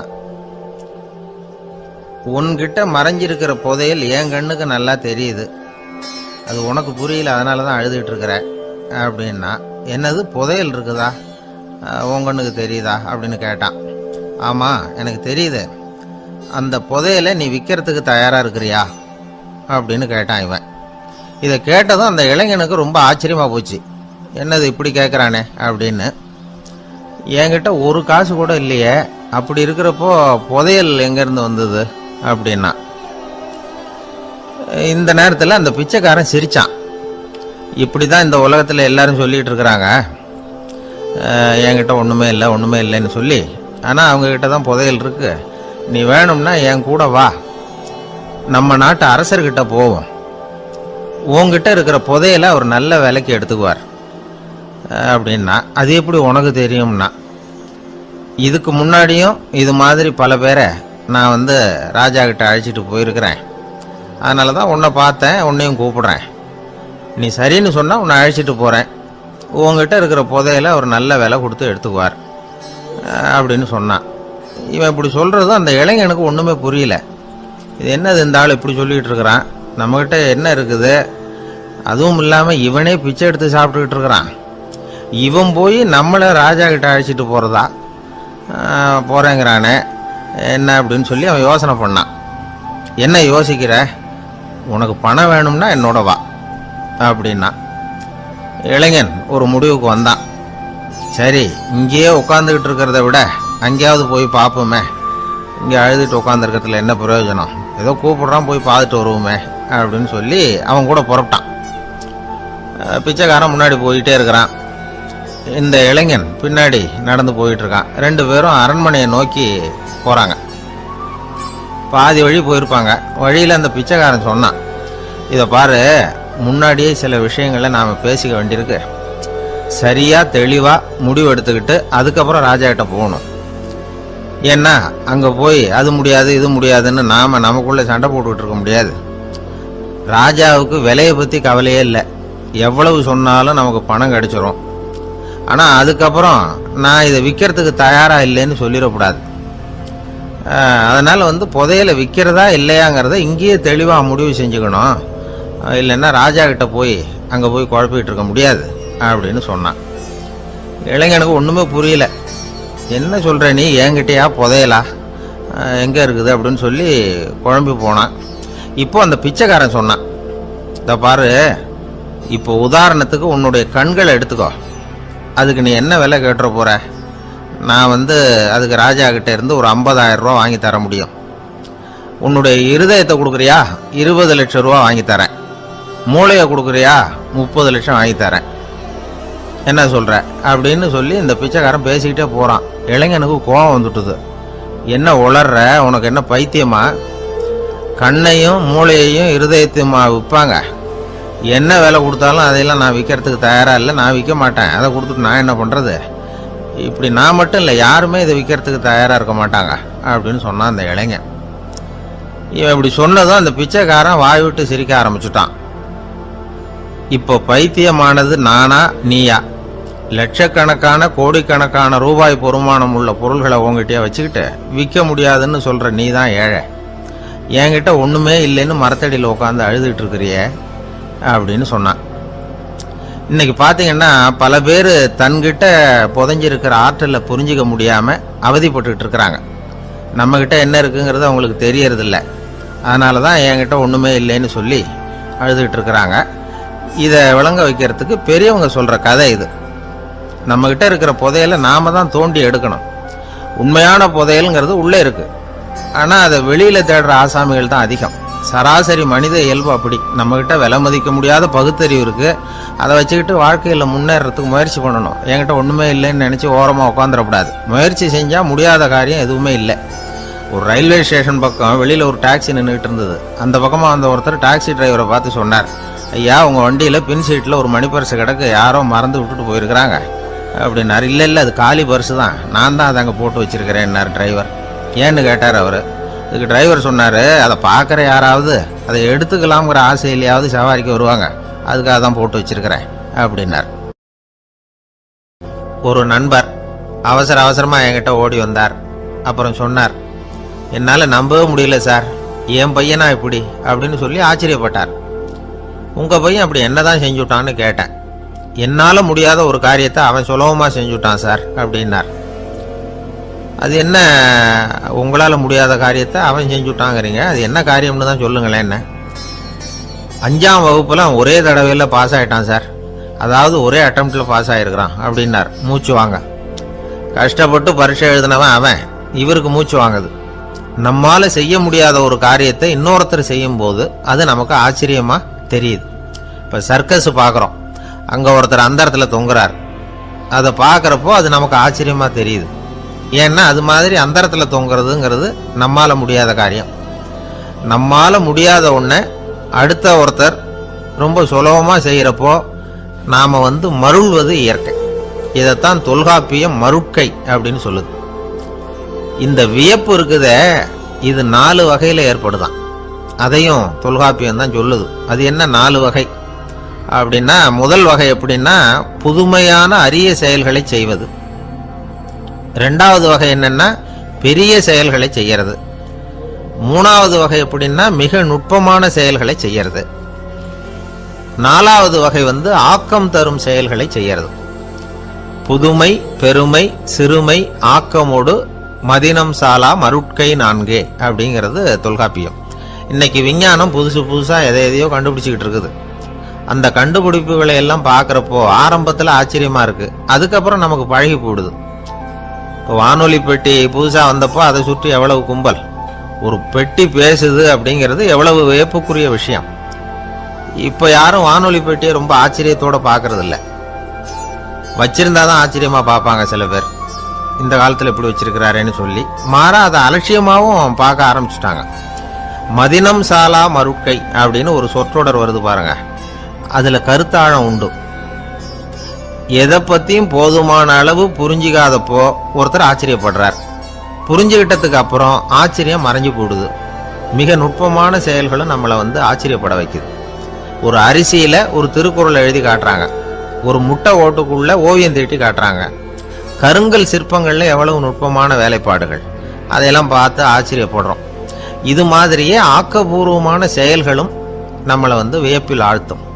குப்பை கூலங்களை கூட வாழ்க்கைக்கு பயன்படுகிற பொருளா மாற்றுகிறவர்கள் இருக்கிறாங்க. அவங்களுடைய செயல் நமக்கு ஆச்சரியத்தை தருது. இடைக்காட்டு சித்தர்னு ஒருத்தர் இருந்தார். அவர் பாடிய 30 நூல்ல ஒரு பாட்டு வருது. ஆற்றல் பிறர் அறிதலின் ஆகம் கிளர்வு உறுதலின் கற்று அறிபாணர் கெழுமிய கோடலின் தோற்றம் உருகவே போற்றல் சால் வியப்பே. ஒருத்தருடைய ஆற்றல் தெரியாமல் இருந்தது, அவருடைய அரிய செயல்களை பார்க்கும் பொழுது வியப்பா இருந்தது, மனசுக்குள்ள கிளர்ச்சி. பாவலர்கள் இவர்கள் புகழப்பாடி மற்றவர்களும் தெரிந்து கொள்ளுமாறு செய்கிறார்கள். ஆக எல்லா வகையிலுமே மக்கள் தங்களுடைய வாழ்க்கையில முன்னேறுவதற்கு வழிகாட்டுகிற ஒரு மெய்ப்பாடு தான் வியப்புங்கிறது. இன்னைக்கு இளைஞர்கள் இதை நல்லா புரிஞ்சுக்கணும். ஆச்சரியப்படுங்கள், ஆச்சரியப்பட வைப்பீர்கள். இந்த காலத்துல நம்ம எப்படி எல்லாமோ ஆச்சரியப்பட வைக்கிற அதிசய மனிதர்கள் இருக்கிறாங்க. ஒரு ஆளை பிடிச்சி ஜெயிலுக்கு கொண்டுட்டு வந்தாங்க. சிறை அதிகாரி அவனை ரொம்பவும் ஆச்சரியமா பார்த்தார். இவன் கேட்டான், ஏன் சார் அப்படி பாக்குறீங்க, நான் இப்ப இங்க வந்தது உங்களுக்கு ஆச்சரியமா இருக்கா அப்படின்னு கேட்டான். இதுக்கு சிறை அதிகாரி சொன்னார், நீ இப்போ இங்க வந்ததுல எனக்கு ஒன்றும் ஆச்சரியம் இல்லப்பா, ஏற்கனவே நீ இங்கிருந்து விடுதலை ஆகி போய் 6 மாசம் ஆச்சு, இவ்வளவு லேட்டா திரும்பி வர்றியா, அதுதான் எனக்கு ஆச்சரியம் அப்படின்னாராம். இது ஒரு வகையான ஆச்சரியம். ஆனா வாழ்க்கையில வியப்புங்கிறது ஒரு தேவைப்படுகிற மெய்ப்பாடு. ஆச்சரியப்படுவோம், ஆச்சரியப்பட வைப்போம். அப்படி இந்த உண்மையை புரிந்து கொண்டோம்னா நம்ம வாழ்க்கையில வெற்றி நிச்சயம். வாழும் போதே செத்து போகிறவர்கள் செத்த பிறகும் வாழ்ந்து கொண்டிருப்பார்கள். அது எப்படி வாழும் போதே செத்து போறது? இப்போ வரவேற்புறையிலேயே செத்து போறதை பத்தி தான் நமச்சிவாயம் பேசினார். ஆரம்பத்திலே இப்படி பேசுறாருன்னு எனக்கு பயமா இருந்தது. செத்து போறது, நாமெல்லாம் எப்ப செத்து போறது என்ன ஏதுங்கிறது மாதிரி அது இப்போ இப்படி இந்த ஞாபகத்தை படுத்துறாரு அப்படின்னு நினைச்சா. ஆனா அதுதான் அந்த சமாதி நிலைங்கிறது. அதுதான் வாழும்போதே செத்து போகிற நிலை. அது எப்படி வாழும்போதே செத்து போறதுன்னா என்ன அப்படின்னா, அதுக்கு சொல்றேன்னு, ஒருத்தன் ஒரு கிளி வளர்த்தான். ஆப்பிரிக்காவுக்கு போய் ஒரு கிளி பிடிச்சிட்டு வந்தான். ஒருத்தன் ஆப்பிரிக்காவுக்கு போனப்ப ஒரு கிளியை பிடிச்சிட்டு வந்து கூண்டுல வச்சு வளர்த்துக்கிட்டு இருக்கான். வேளைக்கு சாப்பாடு தண்ணி எல்லாம் போட்டுக்கிட்டு இருக்கான். அந்த கிளி கூண்டுக்குள்ள வளருது. கொஞ்ச நாள் கழிச்சு அந்த வளர்க்குறவன் மறுபடியும் ஆப்பிரிக்காவுக்கு போறான். அப்போ இவன் கேட்டான் அந்த கிளிகிட்ட, கிளியே, நீ பிறந்த ஊருக்கு நான் போறேன், உன் சொந்தக்காரங்களுக்கு ஏதாவது செய்தி இருந்தா சொல்லு, நான் சொல்லிவிட்டு வரேன் அப்படின்றான். அந்த உள்ள இருக்கிற கிளி, நீ தான் வேளைக்கு சாப்பாடு போடுற, ஏதோ கூண்டுக்குள்ள என் காலம் ஓடிக்கிட்டு இருக்கு, அது சொல்லிட்டு வா அப்படின்ட்டு. இவன் நேரா போனான், ஆப்பிரிக்காவுக்கு போனான், வேற காரியமா போனா, எல்லாத்தையும் முடிச்சுட்டு காட்டுல போய் ஒரு கிளி மரமா பார்த்து சொல்லிட்டு இருக்கிறான். பார்த்தா எல்லாம் ஒன்றும் கவனிக்கல. ஒரே ஒரு கிளி மட்டும் தனியா உட்காந்துருந்தது, ஜோடி இல்லாம. அதுகிட்ட போய் சொன்னான், உன் ஜோடி கிளியை அங்க கூண்டுக்குள்ள வச்சு வளர்த்துக்கிட்டு இருக்கிறேன், வேளைக்கு சாப்பாடு கொடுத்துக்கிட்டு இருக்கேன்றான். உடனே அந்த கிளி என்ன பண்ணிச்சு, பொலன்னு அப்படியே கண்ணீர் விட்டுதான். கண்ணீர் விட்டு சுருண்டு கீழே விழுந்து செத்து போச்சு. ஐயோ, அனாவசியமா இதை சொல்லி இந்த உயிர் போயிட்டுதேன்னு சொல்லி அவன் வருத்தப்பட்டுக்கிட்டே வந்திருக்கிறான். இந்தியாவுக்கு வந்து வீட்டுக்கு வந்து இந்த கூண்டு கிளிகிட்ட போய் சொன்னானா, கிளியே இது மாதிரி உன் சொந்தக்கார கிளிகிட்ட, உன் ஜோடி கிளிகிட்ட சொன்னேன், இது மாதிரி இந்த கூண்டுக்குள்ள இருக்குன்னு. உடனே பொலன்னு கண்ணீர் விட்டது, அப்படியே சுருண்டு விழுந்து செத்து போச்சு அப்படின்னு அதை சொல்லியிருக்கிறான். சொன்ன உடனே இது என்ன பண்ணுச்சு, இதுவும் கூண்டுக்குள்ளேயே பொலன்னு கண்ணீர் விட்டு சுருண்டு விழுந்து செத்து போச்சு கூண்டுக்குள்ளேயே. அனாவசியமா 2 உயிர் போயிட்டுதேன்னு சொல்லி அப்புறம் கூண்டை திறந்து, இனிமே இதை வச்சுக்கிட்டு என்ன பண்றது, எடுத்து தூக்கி எறிஞ்சான். தூக்கி எறிஞ்சா படப்படன்னு ரெக்கை அடிச்சுட்டு போய் உட்காந்துக்கிட்டது மரத்துல. அது சாவல. அங்க போய் உட்காந்துக்கிட்டு சொல்லிச்சான், இந்த கூண்டுக்குள்ளே இருந்து தப்பிக்கிறதுக்கு என்ன வழிங்கிறத உன் மூலமா என் ஜோடி கிளி செய்தி சொல்லி அனுப்பிச்சது. அதுவும் அங்க சாவல. கூண்டுக்குள்ளே இருந்து தப்பிக்கிறதுக்கு இதுதான் வழி.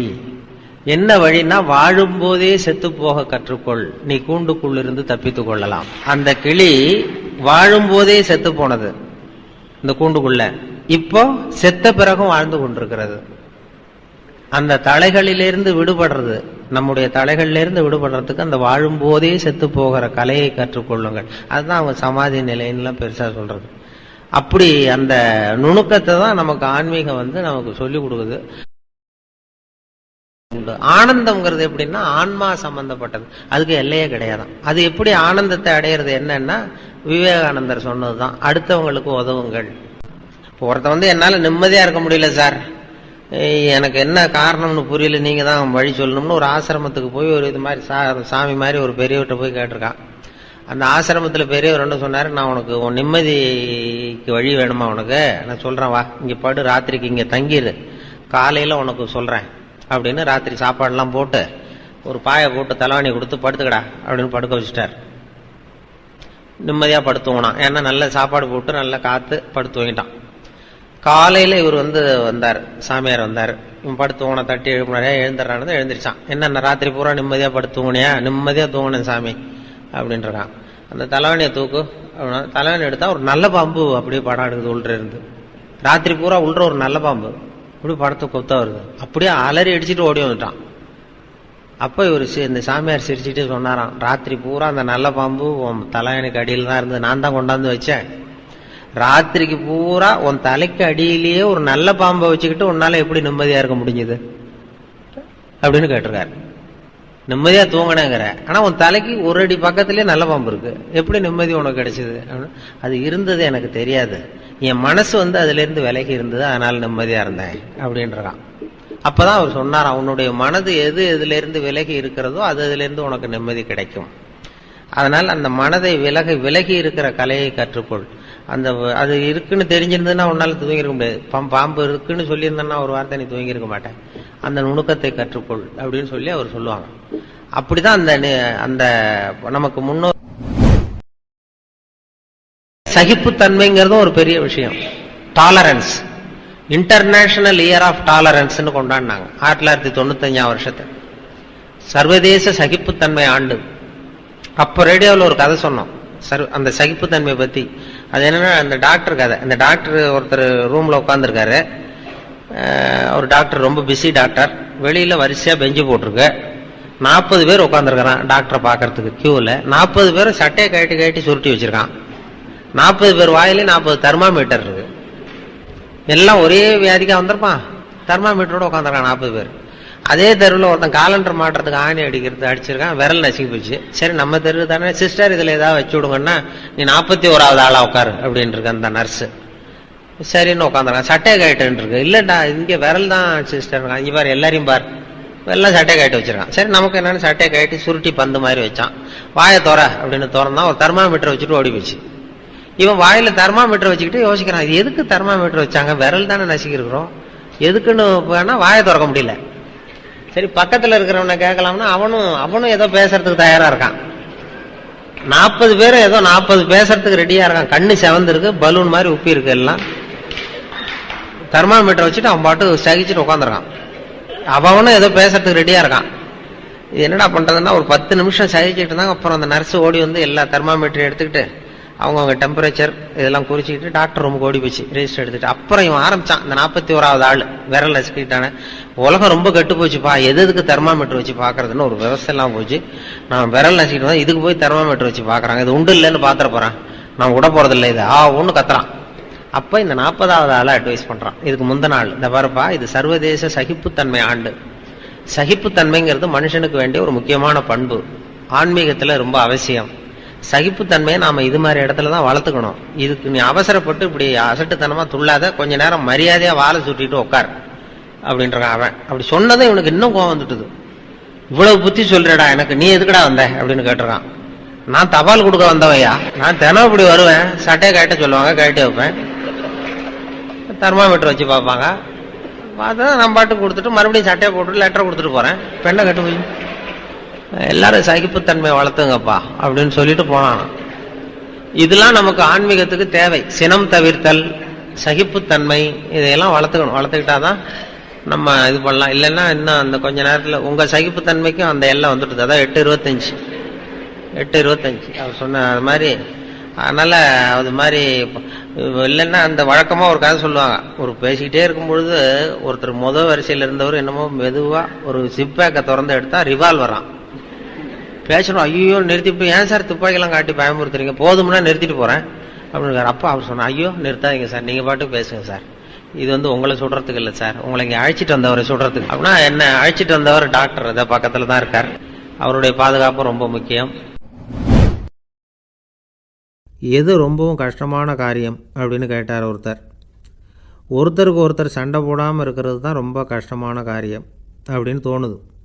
ஒரு நாட்டுக்கும் இன்னொரு நாட்டுக்கும் சண்டை, நாட்டுக்குள்ளேயே ஒரு குரூப்புக்கும் இன்னொரு குரூப்புக்கும் சண்டை. ஏன் சண்டை போட்டுக்கிறீங்கன்னு கேட்டு பாருங்கள். நாங்கள் சமாதானத்துக்காக தான் சண்டை போட்டுக்கிறோம் அப்படிம்பாங்க. வாழறதுக்காக பிறந்த மனுஷன் லட்சியத்துக்காக உயிரை விட தயார் அப்படின்னு சொல்லிகிட்டு இருப்பான்.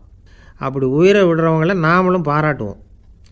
ஆனால் ஒன்றுமில்லாத விஷயங்களுக்கெல்லாம் சண்டை போடுறவங்களெல்லாம், அப்படிப்பட்டவங்களையும் சரி உயிரை விடுறவங்களையும் சரி என்னென்னு சொல்கிறது, யுத்தங்களாலேயும் சண்டைகளாலேயும் நாம் அடையிறது என்னங்கிறது ஒரு பக்கம் இருக்கட்டும், இழக்கிறது என்ன தெரியுமா, ஏராளமான உயிர்கள். ரத்தம் சிந்துறதுக்கு நான் தயார் அப்படின்னு மார்தட்டி சொல்லலாம். ஆனால் ரத்தம் சிந்தினா உயிர் காத்துக்கிட்டு இருக்க தயார் இல்லை. அதாவது உயிர் நமக்காக காத்துக்கிட்டு இருக்க தயார் இல்லை. இழக்கிற ரத்தத்தை ஈடுகட்டினா தான் உயிரை காப்பாற்ற முடியும். அதனால் இது சம்மந்தமாக ஆராய்ச்சி செய்கிற கட்டாயம் ஏற்பட்டு போச்சு. அதோட விளைவாக புதுசாக ஒன்றை கண்டுபிடிச்சிருக்கிறாங்க. அதுதான் செயற்கை ரத்தப்பொடி. இப்போ இந்த திடீர் சாம்பார் பொடி, திடீர் ரசப்பொடி, திடீர் காப்பி பொடி இப்படிலாம் சொல்கிறோம்ல, அது மாதிரி இது திடீர் ரத்தப்பொடி. இஸ்ரேல் ஒரு சின்ன நாடு, மக்கள் தொகை குறைச்சல், அதோட போர்கள் வேறு. அதனால் காயம்பட்டவங்களை காப்பாற்றியே தீர வேண்டிய கட்டாயம். காப்பாற்றணும்னா ரத்த இழப்பை தடுக்கணும். அப்படின்னா உடனடியாக புது ரத்தம் செலுத்தி ஆகணும். திடீர்னு ரத்தம் வேணும்னா எங்கே போகிறது? அதுவும் கிடைக்கிற ரத்தம் சேர்கிற குரூப்பாக இருக்கணும்.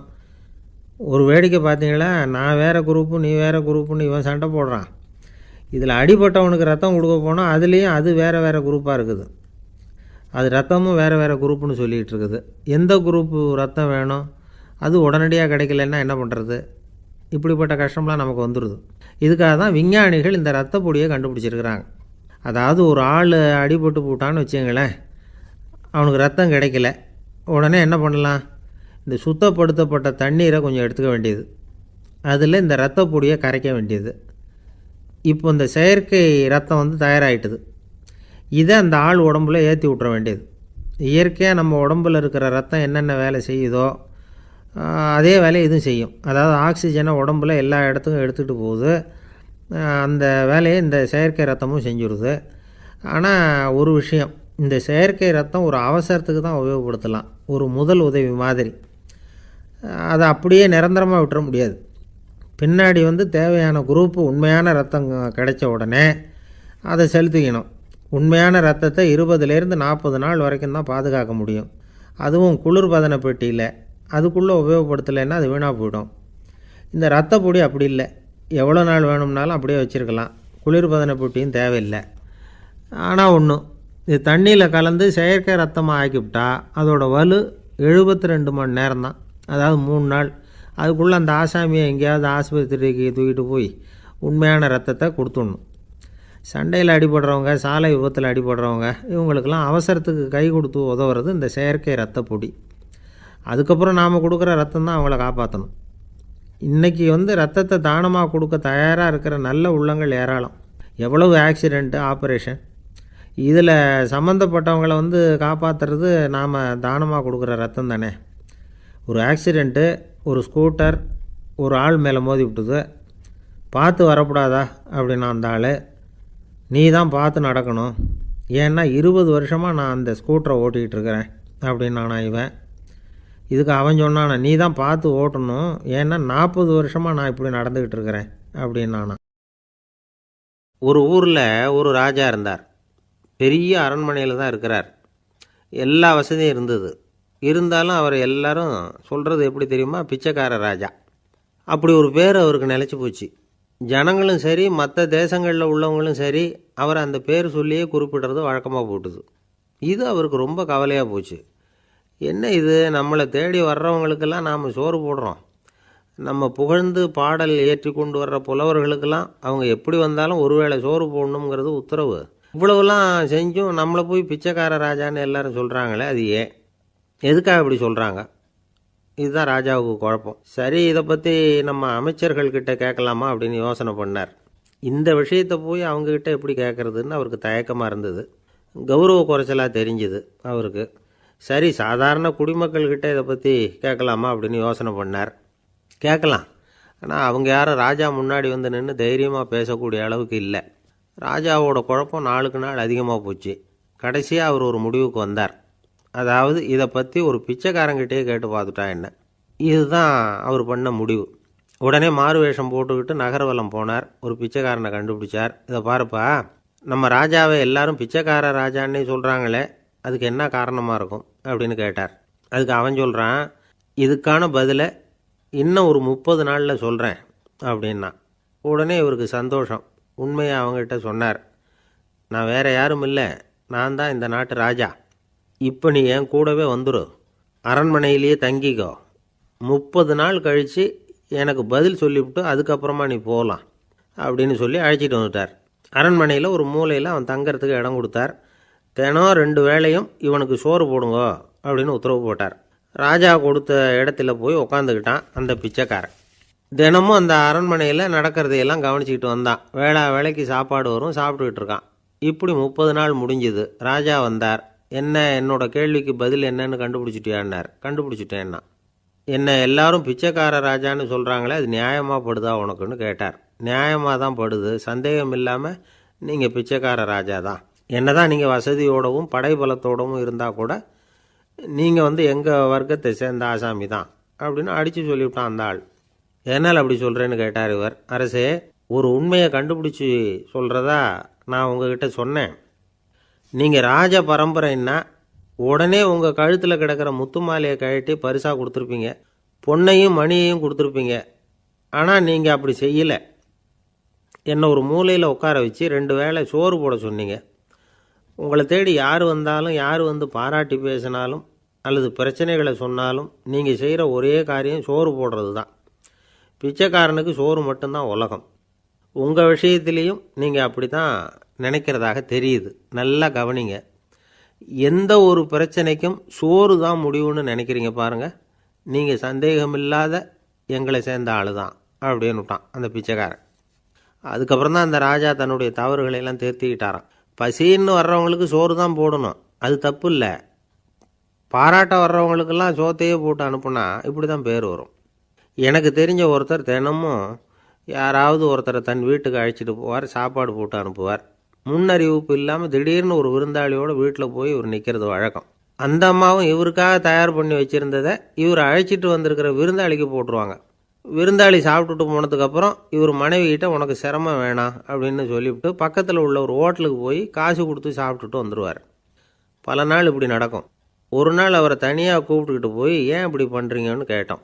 அதுக்கு அவர் சொல்கிறாரு, எங்கள் வீட்டு சாப்பாட்டிலேருந்து தப்பிக்கிறதுக்கு எனக்கு வேறு வழி எதுவும் தெரியல சார், அதனால தான் இப்படி பண்ணிகிட்ருக்கிறேன் அப்படின்னார் ரொம்ப பரிதாபமாக. ஒருத்தன் எப்படி நடந்துக்கிறாங்கிறத வச்சு தான் அந்த ஆள் எப்படிங்கிறத நாம் முடிவு பண்ணுறோம். ஆளுமைன்னு சொல்கிறோம்ல, அதுக்கு சூழ்நிலைகளை ஆளுகின்ற தன்மை அப்படின்னு விளக்கம் கொடுக்குறார் ஒரு உளவியல் நிபுணர். சரி, ஒரு மனிதனுடைய ஆளுமையை உருவாக்குகிற விஷயங்கள் என்னென்ன?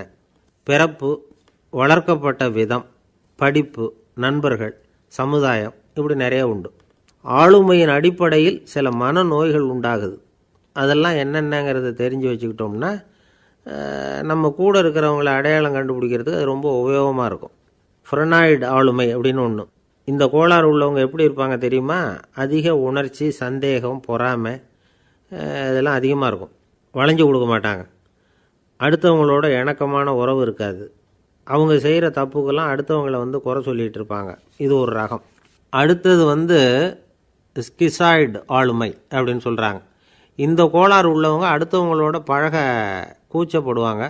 சின்ன வயசுலேயே இது ஆரம்பமாயிடுது. பகல் கனவுலேயே சஞ்சரிப்பாங்க. அவங்களுடைய விரோதம், கோபம் இதை கூட வெளியில் காட்டிக்க முடியாமல் இருப்பாங்க. இவங்களுக்கு அகமுகம், பிரச்சனைகள்லேருந்து ஒதுங்கி எதுலேயும் ஈடுபாடு இல்லாதவங்களாக இருப்பாங்க. இப்படி ஒரு ரகம்.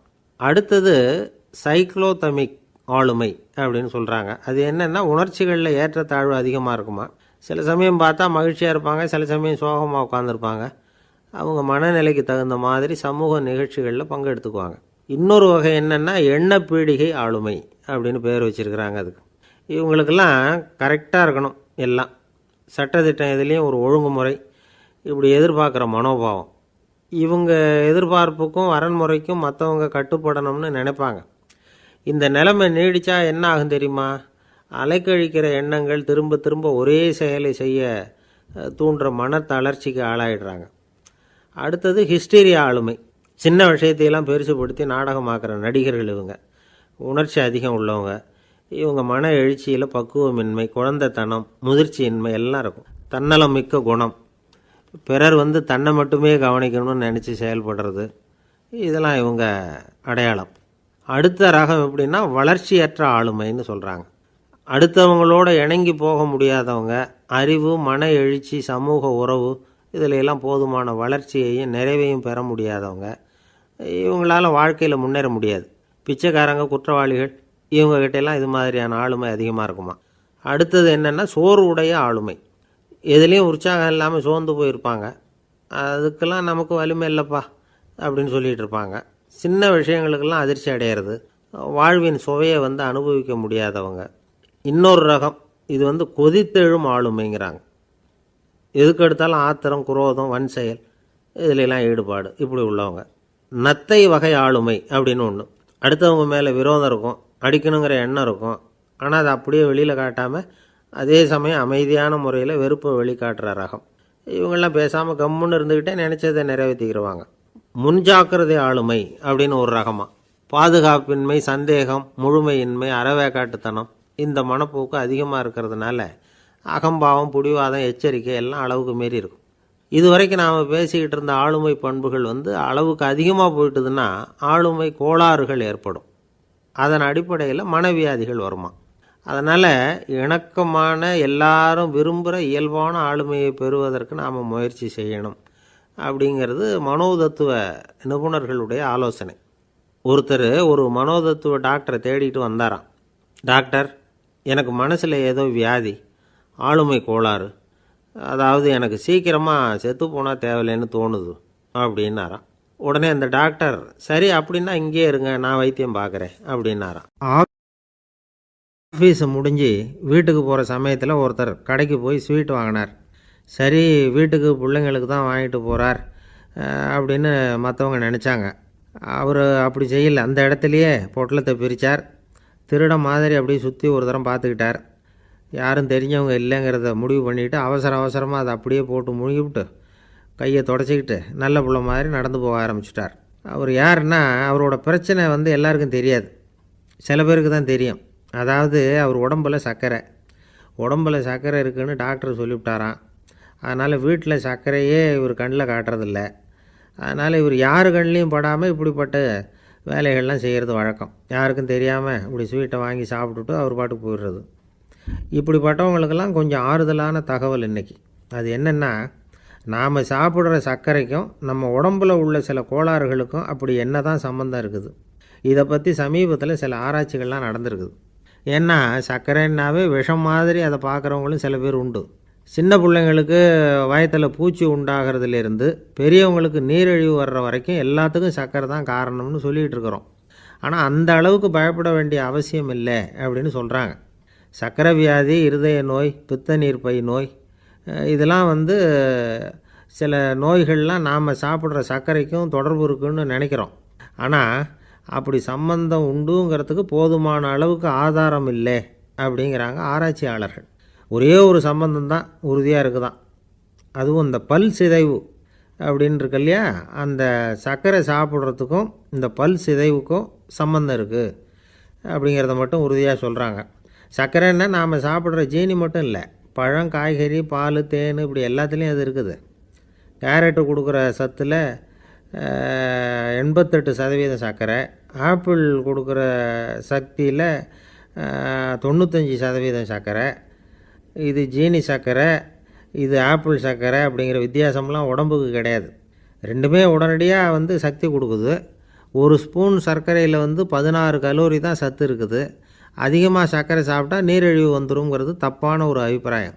டயபெட்டிஸுங்கிறது ஒரு மெட்டபாலிக் டிசார்டர், அவ்வளவுதான். அதாவது நாம் சாப்பிட்ற சர்க்கரையை நம்ம உடம்பு திறமையாக உபயோகப்படுத்திக்க முடியல அப்படின்னு அர்த்தம். அதனால தான் அதிகமாக இனிப்பு வேணாம்னு சொல்கிறோம். ஏற்கனவே உடம்பால் முடியாத ஒன்றை மறுபடியும் அது தலையில் சுமத்தி அதிகமாக வேலை வாங்க வேணாமே அப்படிங்கிறதுக்காக தான். ஆகாரத்தில் அதிகமாக சர்க்கரை இருந்தால் அதனால் உடனே சர்க்கரை வியாதி வந்துடும்ங்கிறதுக்கு விஞ்ஞான ரீதியாக போதுமான ஆதாரம் இல்லை. அதனால் எப்போவாவது அதிகமாக ஸ்வீட்டு சாப்பிட்டுட்டா, ஐயோ அதிகமாக சாப்பிட்டோமோ, என்ன பண்ண போகுது தெரியலையே அப்படின்னு நினச்சி மனசை போட்டு குழப்பிக்க வேண்டியதில்லை. பொதுவாக எதுவுமே அதிகமாக வேண்டாம், எல்லாம் சீராக இருந்தால் போதும். நீரிழிவுங்கிறது புதுசாக வந்துட்ட ஒரு நோய் இல்லை, ரொம்ப காலமாகவே இருக்கிற ஒன்று தான். நம்ம முன்னோர்கள் இதை மதுமேகம் அப்படின்னு சொல்லுவாங்க. அதை கட்டுப்படுத்துறதுக்கு அவங்களே சில வழிமுறையை சொல்லி வச்சுருக்கிறாங்க. அது என்னென்னா வேறு ஒன்றும் இல்லை, இந்த பாவக்காய், முள்ளங்கி, அருகம்புல், அவ்வளவுதான். வெள்ளை முள்ளங்கி இருக்குல்ல, அதை வாரத்துக்கு 3 நாள் சாப்பிட்டுக்கிட்டு வாங்க. நூலுக்கோல் ரொம்ப நல்லது.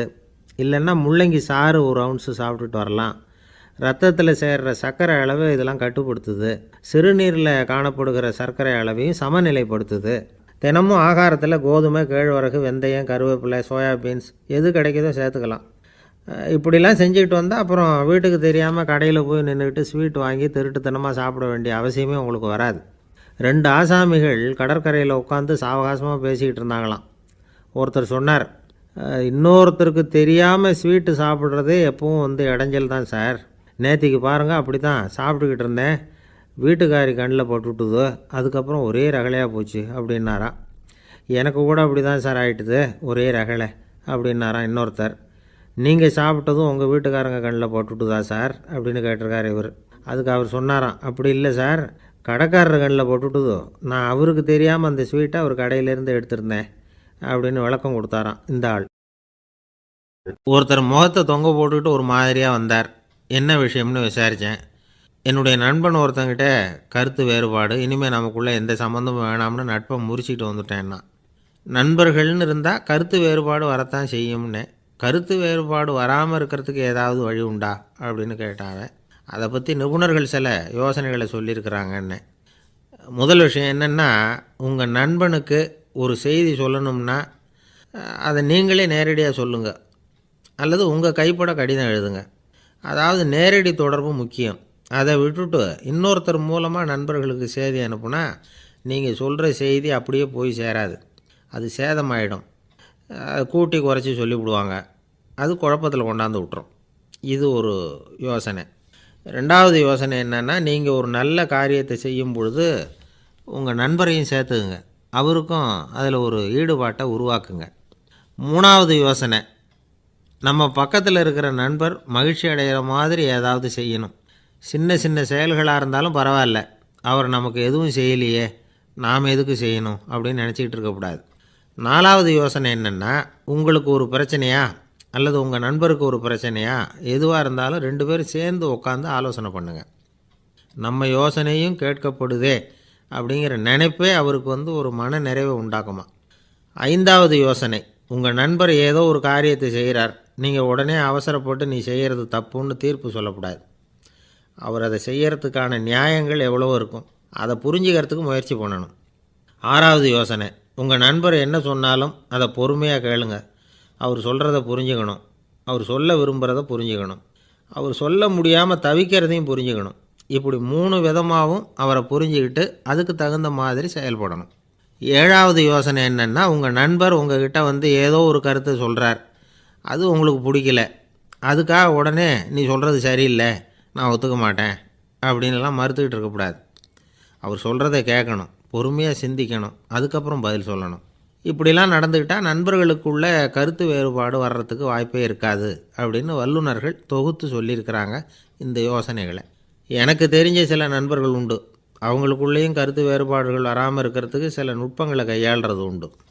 ஒருத்தர் சொன்னார், அந்த டாக்டர் சின்ன வயசுலேருந்து என் கூட பழகினவர், நாங்கள் 2 பேரும் இணை பிரியாத நண்பர்கள், இருந்தாலும் எனக்கு உடம்பு சரியில்லைன்னா நான் அவர்கிட்ட வைத்தியம் பார்த்துக்க மாட்டேன் அப்படின்னார் ஒருத்தர். ஏன் அப்படின்னு கேட்டேன்.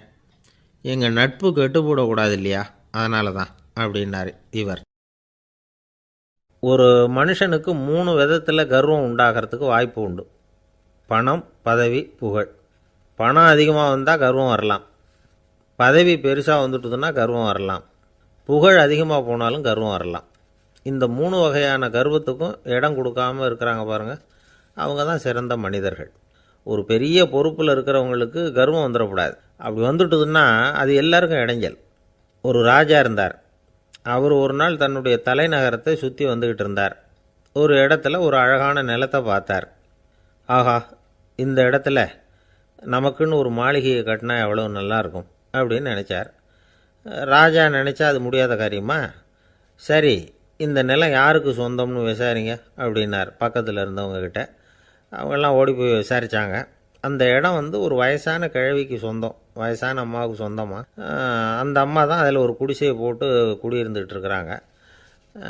சரி, அந்த நிலத்துக்கு ஒரு விலையை நிர்ணயம் பண்ணி அதை அந்த வயசான அம்மாக்கிட்ட கொடுத்துருங்கோ அப்படின்னு உத்தரவு போட்டார் ராஜா. ஆனால் அந்த அம்மா, இது எங்கள் பூர்வீக இடம், இதை விற்க மாட்டேன் அப்படின்னு சொல்லிவிட்டுது. சரி, 2 பங்கு விலை கொடுக்குறோம்னு சொல்லி பாருங்க அப்படின்னாங்க. அப்படியே சொன்னாங்க அரண்மனை ஆட்கள். அதுக்கும் சம்மதிக்கலை அந்த அம்மா. இதை கேள்விப்பட்டதும் ராஜாவுக்கு கோபம் வந்துட்டுது. தன்னுடைய ஆளுங்களை கூப்பிட்டார். போய் அந்த குடிசையை பிரித்து எறிங்க, காசெல்லாம் ஒன்றும் கொடுக்காதீங்க அப்படின்னு கத்தினார். அவ்வளோதான். அடுத்த நிமிஷம் அரண்மனை ஆசாமிகள் போனாங்க, குடிசையை பிரித்து எரிஞ்சாங்க. அந்த வயசான அம்மா இருக்குது, அதுவும் அந்த இடத்த விட்டு துரத்தி விட்டாங்க. அந்த இடத்துல ஒரு அரச மாளிகையை கட்டி முடிச்சிட்டாங்க. அந்த வயசான அம்மா பாவம், ராஜாவே இப்படி பண்ணால் யார்கிட்ட போய் முறையிட முடியும்? ஒரு ஞானி இருந்தார், அவர்கிட்ட போய் சொன்னாங்க. அவர் இவங்க சொன்னதை கேட்டு மனசில் வச்சுக்கிட்டார். ஒரு நாள் அந்த ராஜாவே இந்த ஞானியை கூப்பிட்டார். புதுசாக ஒரு மாளிகை கட்டியிருக்கிறேன், வந்து பாருங்கன்னு. சரின்னு சொல்லி இந்த பெரியவர் ஒரு நாள் அந்த மாளிகைக்கு போனார். சும்மா போகல, ஒரு கழுதையையும் ஓட்டிகிட்டு போனார். கொஞ்சம் சாக்குகள், வெத்து சாக்கு, அதையும் எடுத்து கழுதை முதுகில் போட்டு கழுதையை ஓட்டிகிட்டு போகிறார். ராஜா பார்த்தார், அவருக்கு இது ஆச்சரியமாக இருந்தது. என்ன இது மாளிகைக்கு வந்துட்டு போங்கன்னு கூப்பிட்டா கழுதை சாக்கு இதெல்லாம் கூப்பிட்டு வராரே, ஒன்றும் புரியலையேன்னு நினச்சார். எதுக்காக இதெல்லாம்னு கேட்டார். அரசருடைய தோட்டத்திலேருந்து கொஞ்சம் மண் எடுத்துகிட்டு போகிறதுக்கு ஆசைப்பட்றேன், அதுக்கு நீங்கள் அனுமதி கொடுக்கணும் அப்படின்னார் இவர். இது என்ன வேடிக்கையான கோரிக்கையாக இருக்குது அப்படின்னு நினச்சார் ராஜா. இருந்தாலும் மண்ணு தானே கேட்குறாரு, எடுத்துகிட்டு போகட்டுமே அப்படின்னு நினச்சார். சரின்னு அனுமதி கொடுத்தார். அந்த பெரியவர் தோட்டத்துக்கு போனார், மண்ணை வெட்டினார், சாக்கில் போட்டு நிரப்புனார். ராஜாவை கொஞ்சம் கிட்ட வாங்கன்னு கூப்பிட்டார். இந்த மண் மூட்டையை தூக்கி கழுதையோட முதுகில் வைக்கணும், கொஞ்சம் உதவி பண்ணுங்கன்னார். ஓ பண்ணுறேனே அப்படின்னு சொல்லி ராஜா கிட்ட போனார். மூட்டையை தூக்கி பார்க்குறாரு, முடியல, திணறி போட்டார். இப்போ அந்த ஞானி பேசினாராம், அரசே, இந்த ஒரு சாக்கு மண்ணையே உங்களால் தூக்க முடியல, அந்த கிழவிகிட்ட இருந்து அந்த அக்கிரமமாக அபகரித்த இந்த தோட்டம் பூராவையும் சுமக்கணும்னு ஆசைப்படுறீங்களே, அது உங்களால் முடியுமா அப்படின்னு கேட்டாராம். ராஜா யோசனை பண்ண ஆரம்பித்தார். தன்னுடைய செயலுக்காக வருத்தப்பட்டாராம். அந்த வயசான அம்மாவை உடனடியாக வரவழைச்சார். தாயே, தப்பு பண்ணிட்டேன், என்னை மன்னிச்சுக்குங்க, இன்னையிலேருந்து இந்த மாளிகையும் தோட்டமும் உங்களுக்கு தான் சொந்தம் அப்படின்னு சொல்லிவிட்டாராம். போகிறப்ப இந்த உலகத்திலேருந்து எண்ணத்தை எடுத்துகிட்டு போக போகிறோம், அதனால் ரொம்பவும் அலட்டிக்க வேண்டியதில்லை, கர்வப்பட வேண்டியதில்லை அப்படிங்கிறது ஒரு பெரிய உபதேசம். ஒரு பெரிய மனுஷன் சாக கிடந்தார், ரொம்பவும் அழுதார். ஏன் அழறீங்க அப்படின்னு கேட்டாங்க சுற்றி இருந்தவங்க. நான் சாகிறதுக்காக கவலைப்படலை, நான் நம்ம ஜனங்களுக்காக எவ்வளவோ காரியம்லாம் செஞ்சுக்கிட்டு வந்தேன், நான் செஞ்சுக்கிட்டு வந்த சேவையை இனிமேல் யார் செய்ய போகிறாங்க, அது யாரால் முடியும், அதை நினச்சி தான் அழறேன் அப்படின்னாராம். ஒருத்தர் முன்னாடி வந்தார். அதுக்காக நீங்கள் கவலைப்படாதீங்க, உங்கள் சேவையை தொடர்ந்து செய்கிறதுக்கு என்ன மாதிரி இளைஞர் பட்டாலும் தயாராக இருக்குது, இருந்தாலும் எங்கள் கவலை என்னென்னா அப்படின்னு இழுத்தார். என்ன சொல்லுங்கன்னு கேட்டார் அவர். நீங்கள் இது வரைக்கும் என்ன சேவை செஞ்சுக்கிட்டு வந்தீங்க, அதுதான் எங்களுக்கு இன்னமும் புரியாத புதிராக இருக்குது அப்படின்னாராம் அவர். இந்த காலத்து புள்ள ஒருத்தன் தன்னோட அப்பாவை பார்த்து சொன்னான், அப்பா, நான் உனக்கு உதவி செய்யலாம்னு நினைக்கிறேன், என்ன உதவி செய்யணும்னு சொல்லு அப்படின்னா. நீ சும்மா இருந்தால் அதுவே எனக்கு செய்கிற பெரிய உதவிடா அப்படின்னார் அப்பா. சும்மா இருக்கிறதும் ஒரு உதவி தான், அது மாதிரி மௌனமும் ஒரு சமூக சேவை தான் அப்படிங்கிறார் காஞ்சி பெரியவர். நமக்கு 5 புலன்கள் இருக்குது, மெய், வாய், கண், மூக்கு, செவி. இந்த 5லேயும் அதிகப்படியான வேலை எதுக்குன்னு நினைக்கிறீங்க? வாய்க்கு தான். ஏன்னா அதுக்கு 2 வேலை. இப்போ கண்ணுக்கு பார்க்குறது மட்டும்தான் வேலை, காதுக்கு கேட்குறது மட்டும்தான் வேலை, மூக்குக்கு வாசனை அறியறது தான் வேலை, உடம்புக்கு உணர்றது மட்டும்தான் வேலை. ஆனால் வாய் அப்படி இல்லை, அதுக்கு 2 வேலை, சாப்பிட்றதும் அதுதான், பேசுகிறதும் அதுதான். அதாவது வாய் ஒன்று தான் கர்மேந்திரியமாகவும் இருக்குது, ஞானேந்திரியமாகவும் இருக்குது அப்படின்னு சொல்லுவாங்க. சாப்பாட்டில் உட்காந்தா எந்தெந்த ஆகாரம் என்னென்ன ருசின்னு அறிவிக்கிற வேலையும் செய்யுது. சபையில் உட்காந்தா பாடுறது, பேசுறது, சிரிக்கிறது, இது மாதிரியான வேலையும் செய்யுது. இன்னொரு வித்தியாசம், கண்ணு, காது, மூக்கெல்லாம் ஸ்ட்ரெயின் பண்ணிக்கிட்டு வேலை செய்கிறதில்ல. ஒரு ரோஜா பூ பார்த்தா உடனே மூக்கு அப்படியும் இப்படியும் அசைய ஆரம்பிக்கிறதில்ல. ஒரு சங்கீதத்தை கேட்ட உடனே காது ஆட ஆரம்பிக்காது. ஆனால் வாய் அப்படி இல்லை, அது பேசினாலும் சரி சாப்பிட்டாலும் சரி அசைஞ்சு தான் ஆகணும். ஆக மற்றதை விட வாய்க்கு வேலை ஜாஸ்தின்னு தெரியுது. சாப்பிட்றது, பேசுறது அப்படின்னு 2 காரியம் அதுக்கு. இப்படி 2 காரியம் இருக்கிறதுனால அது 2ஐயும் பாதியாக குறைச்சிக்கணுங்கிறது கடவுள் அபிப்பிராயமாக இருக்கணும் அப்படிங்கிறார் காஞ்சி பெரியவர். ஆனால் இப்போ நாம் அப்படியே நடந்துக்கிறோம், அதுக்கு நேர்மாறாக நடந்துக்கிறோம். நாம் சாப்பிட்றதும் அதிகம், பேசுகிறதும் அதிகம், 2 வேலையையும் தேவைக்கு அதிகமாகவே செய்கிறோம். வாய் தான் ரொம்ப ஓவர் ஒர்க்குடு. அதுக்கு ஓய்வு கொடுத்தா உடம்பும் நல்லாயிருக்கும், உலகமும் நல்லாயிருக்கும். மௌன விரதம் இருக்கிறதெல்லாம் எதுக்காக நினைக்கிறீங்க? இதுக்காக தான்.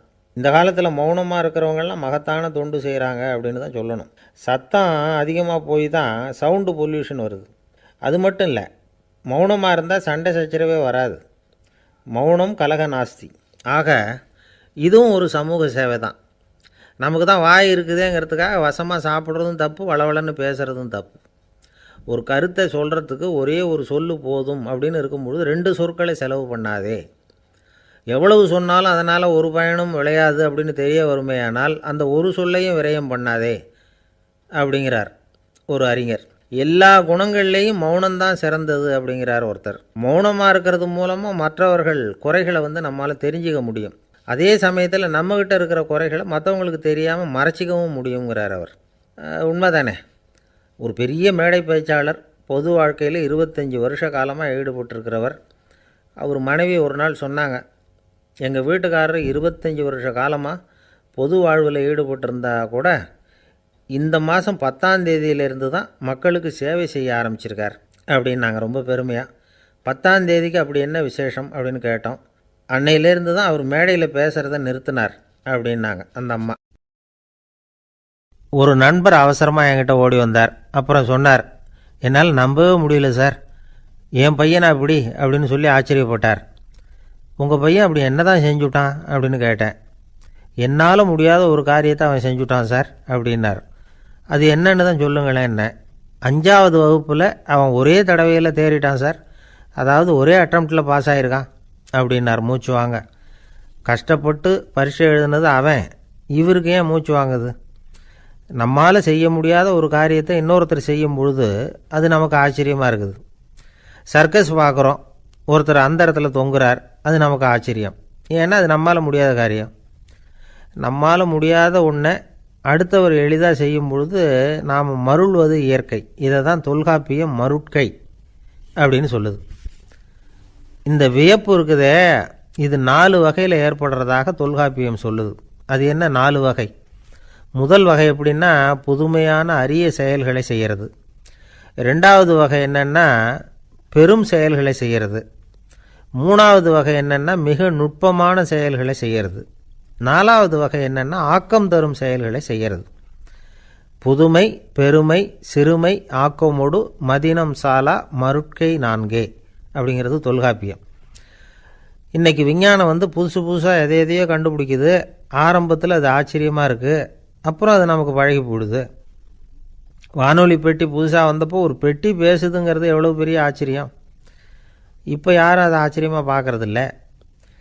மதினம் சாலா மருட்கை அப்படின்னு ஒரு சொற்றொடர் வருது பாருங்கள், அதில் கருத்தாழம் உண்டு. எதை பற்றியும் போதுமான அளவு புரிந்து கொள்ளாத போது ஒருத்தர் ஆச்சரியப்படுறார். புரிந்து கொண்ட பிறகு ஆச்சரியம் மறைஞ்சு போடுது. மிக நுட்பமான செயல்களும் நம்ம ஆச்சரியப்பட வைக்கும். ஒரு அரிசியில் ஒரு திருக்குறள் எழுதி காட்டுறாங்க, ஒரு முட்டை ஓட்டுக்குள்ளே ஓவியம் தீட்டி காட்டுறாங்க. கருங்கல் சிற்பங்களில் எவ்வளவு நுட்பமான வேலைப்பாடுகளை எல்லாம் பார்த்து ஆச்சரியப்படுறோம். இது மாதிரி ஆக்கப்பூர்வமான அரிய செயல்களை செய்கிறது கூட வியப்பை உண்டு பண்ணும். குப்பை கூலங்களை கூட வாழ்க்கைக்கு பயன்படுகிற பொருளாக மாற்றுகிறவர்கள் இருக்காங்க, அவர்களுடைய செயல் வியப்பு அளிக்குது.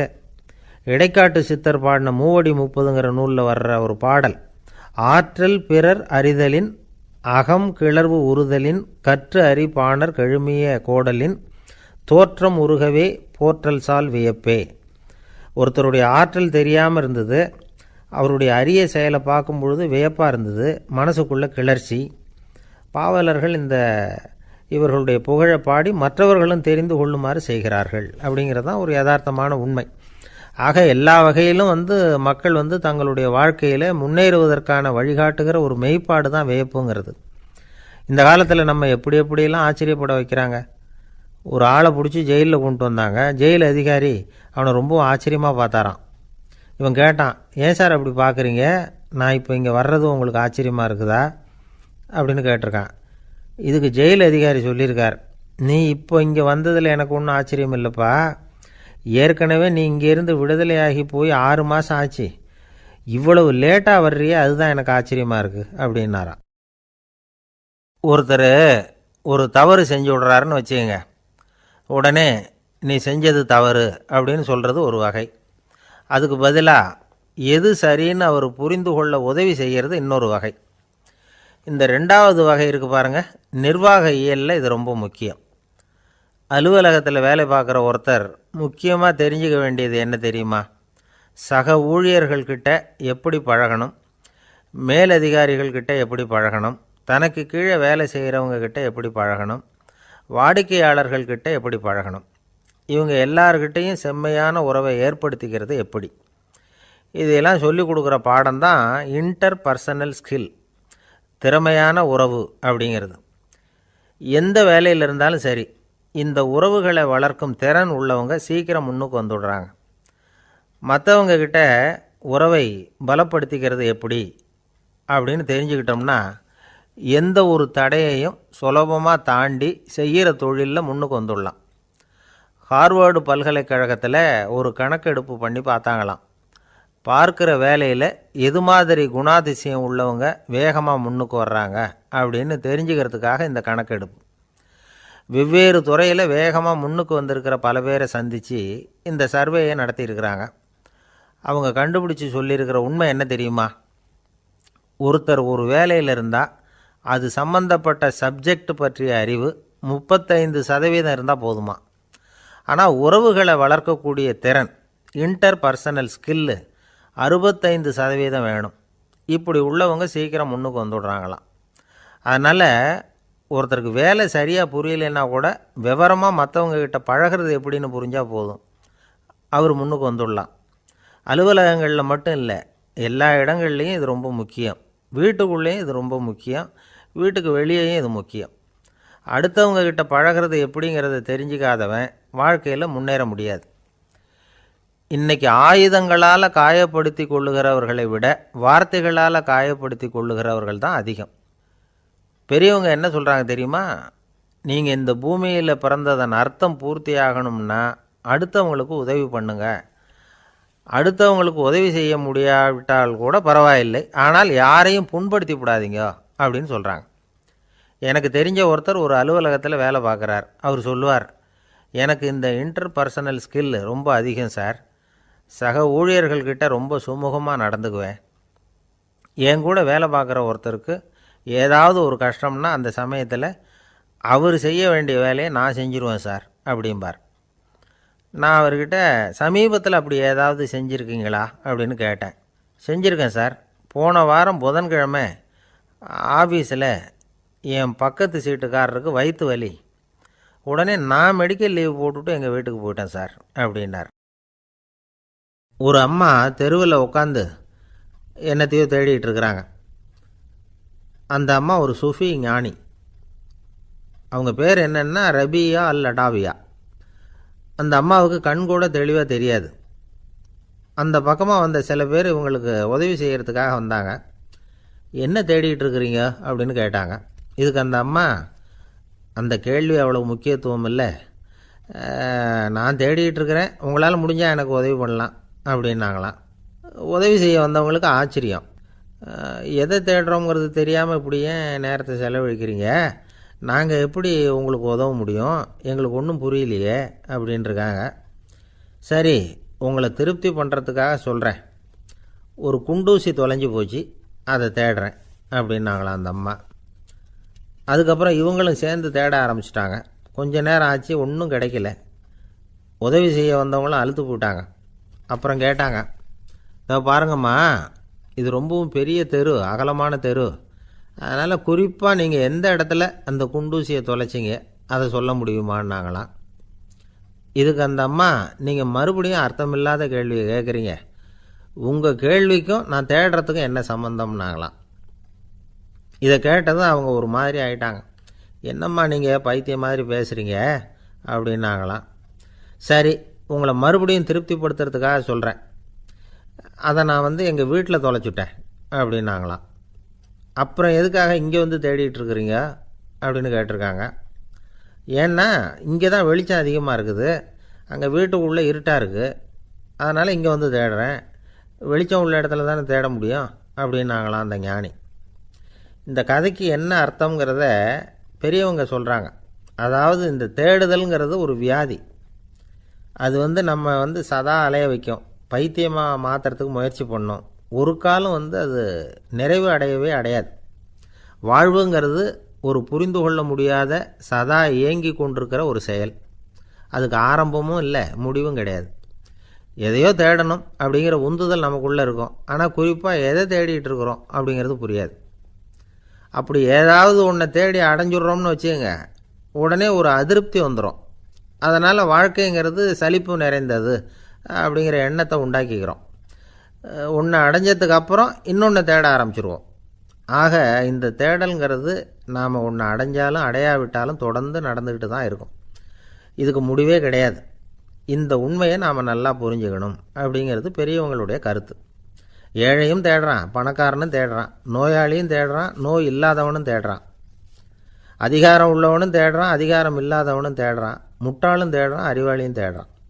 ஆனால் யாரும் இதை தான் தேடி சாதிக்க போகிறோம், இதுதான் முடிவு அப்படின்னு திட்டவட்டமாக சொன்னதில்லை. ஒன்று அடைஞ்சதும் இன்னொன்று தேட ஆரம்பிச்சிடுறாங்க, அவ்வளோதான். அதாவது உங்களின் தேடுபவர் உங்கள் உள்ளே தான் இருக்கிறார், அவரை தேடி கண்டுபிடியுங்கள். இதுதான் ஞானிகள் நமக்கு சொல்லுகிற ஒரு ஆலோசனை.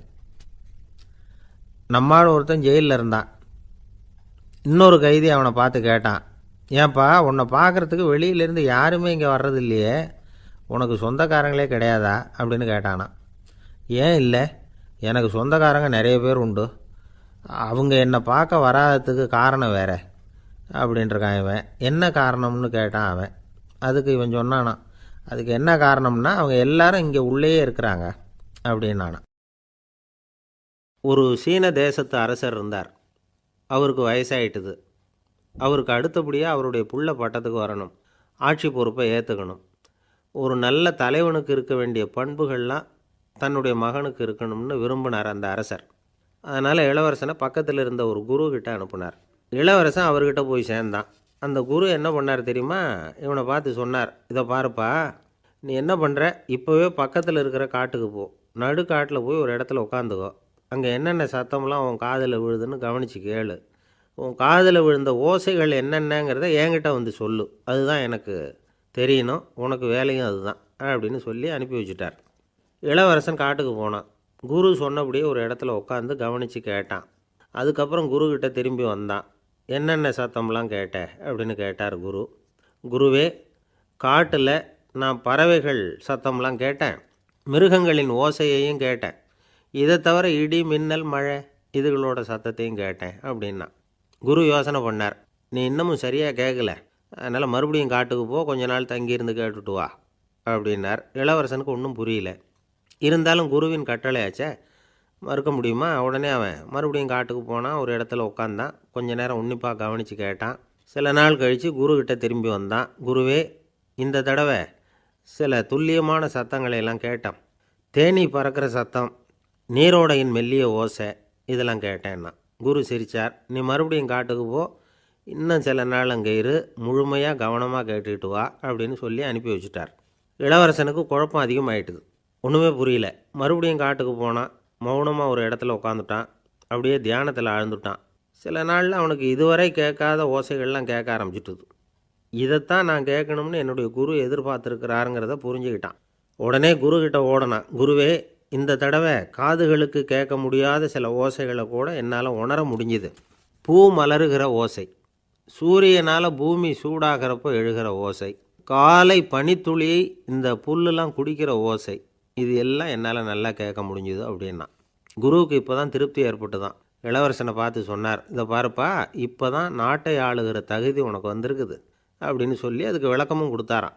எந்த அரசன் தன்னுடைய மக்களின் இதயம் பேசுகிற மௌன மொழியை, மௌன வார்த்தைகளை கேட்குறானோ அவன்தான் ஆள தகுதி உள்ளவன்.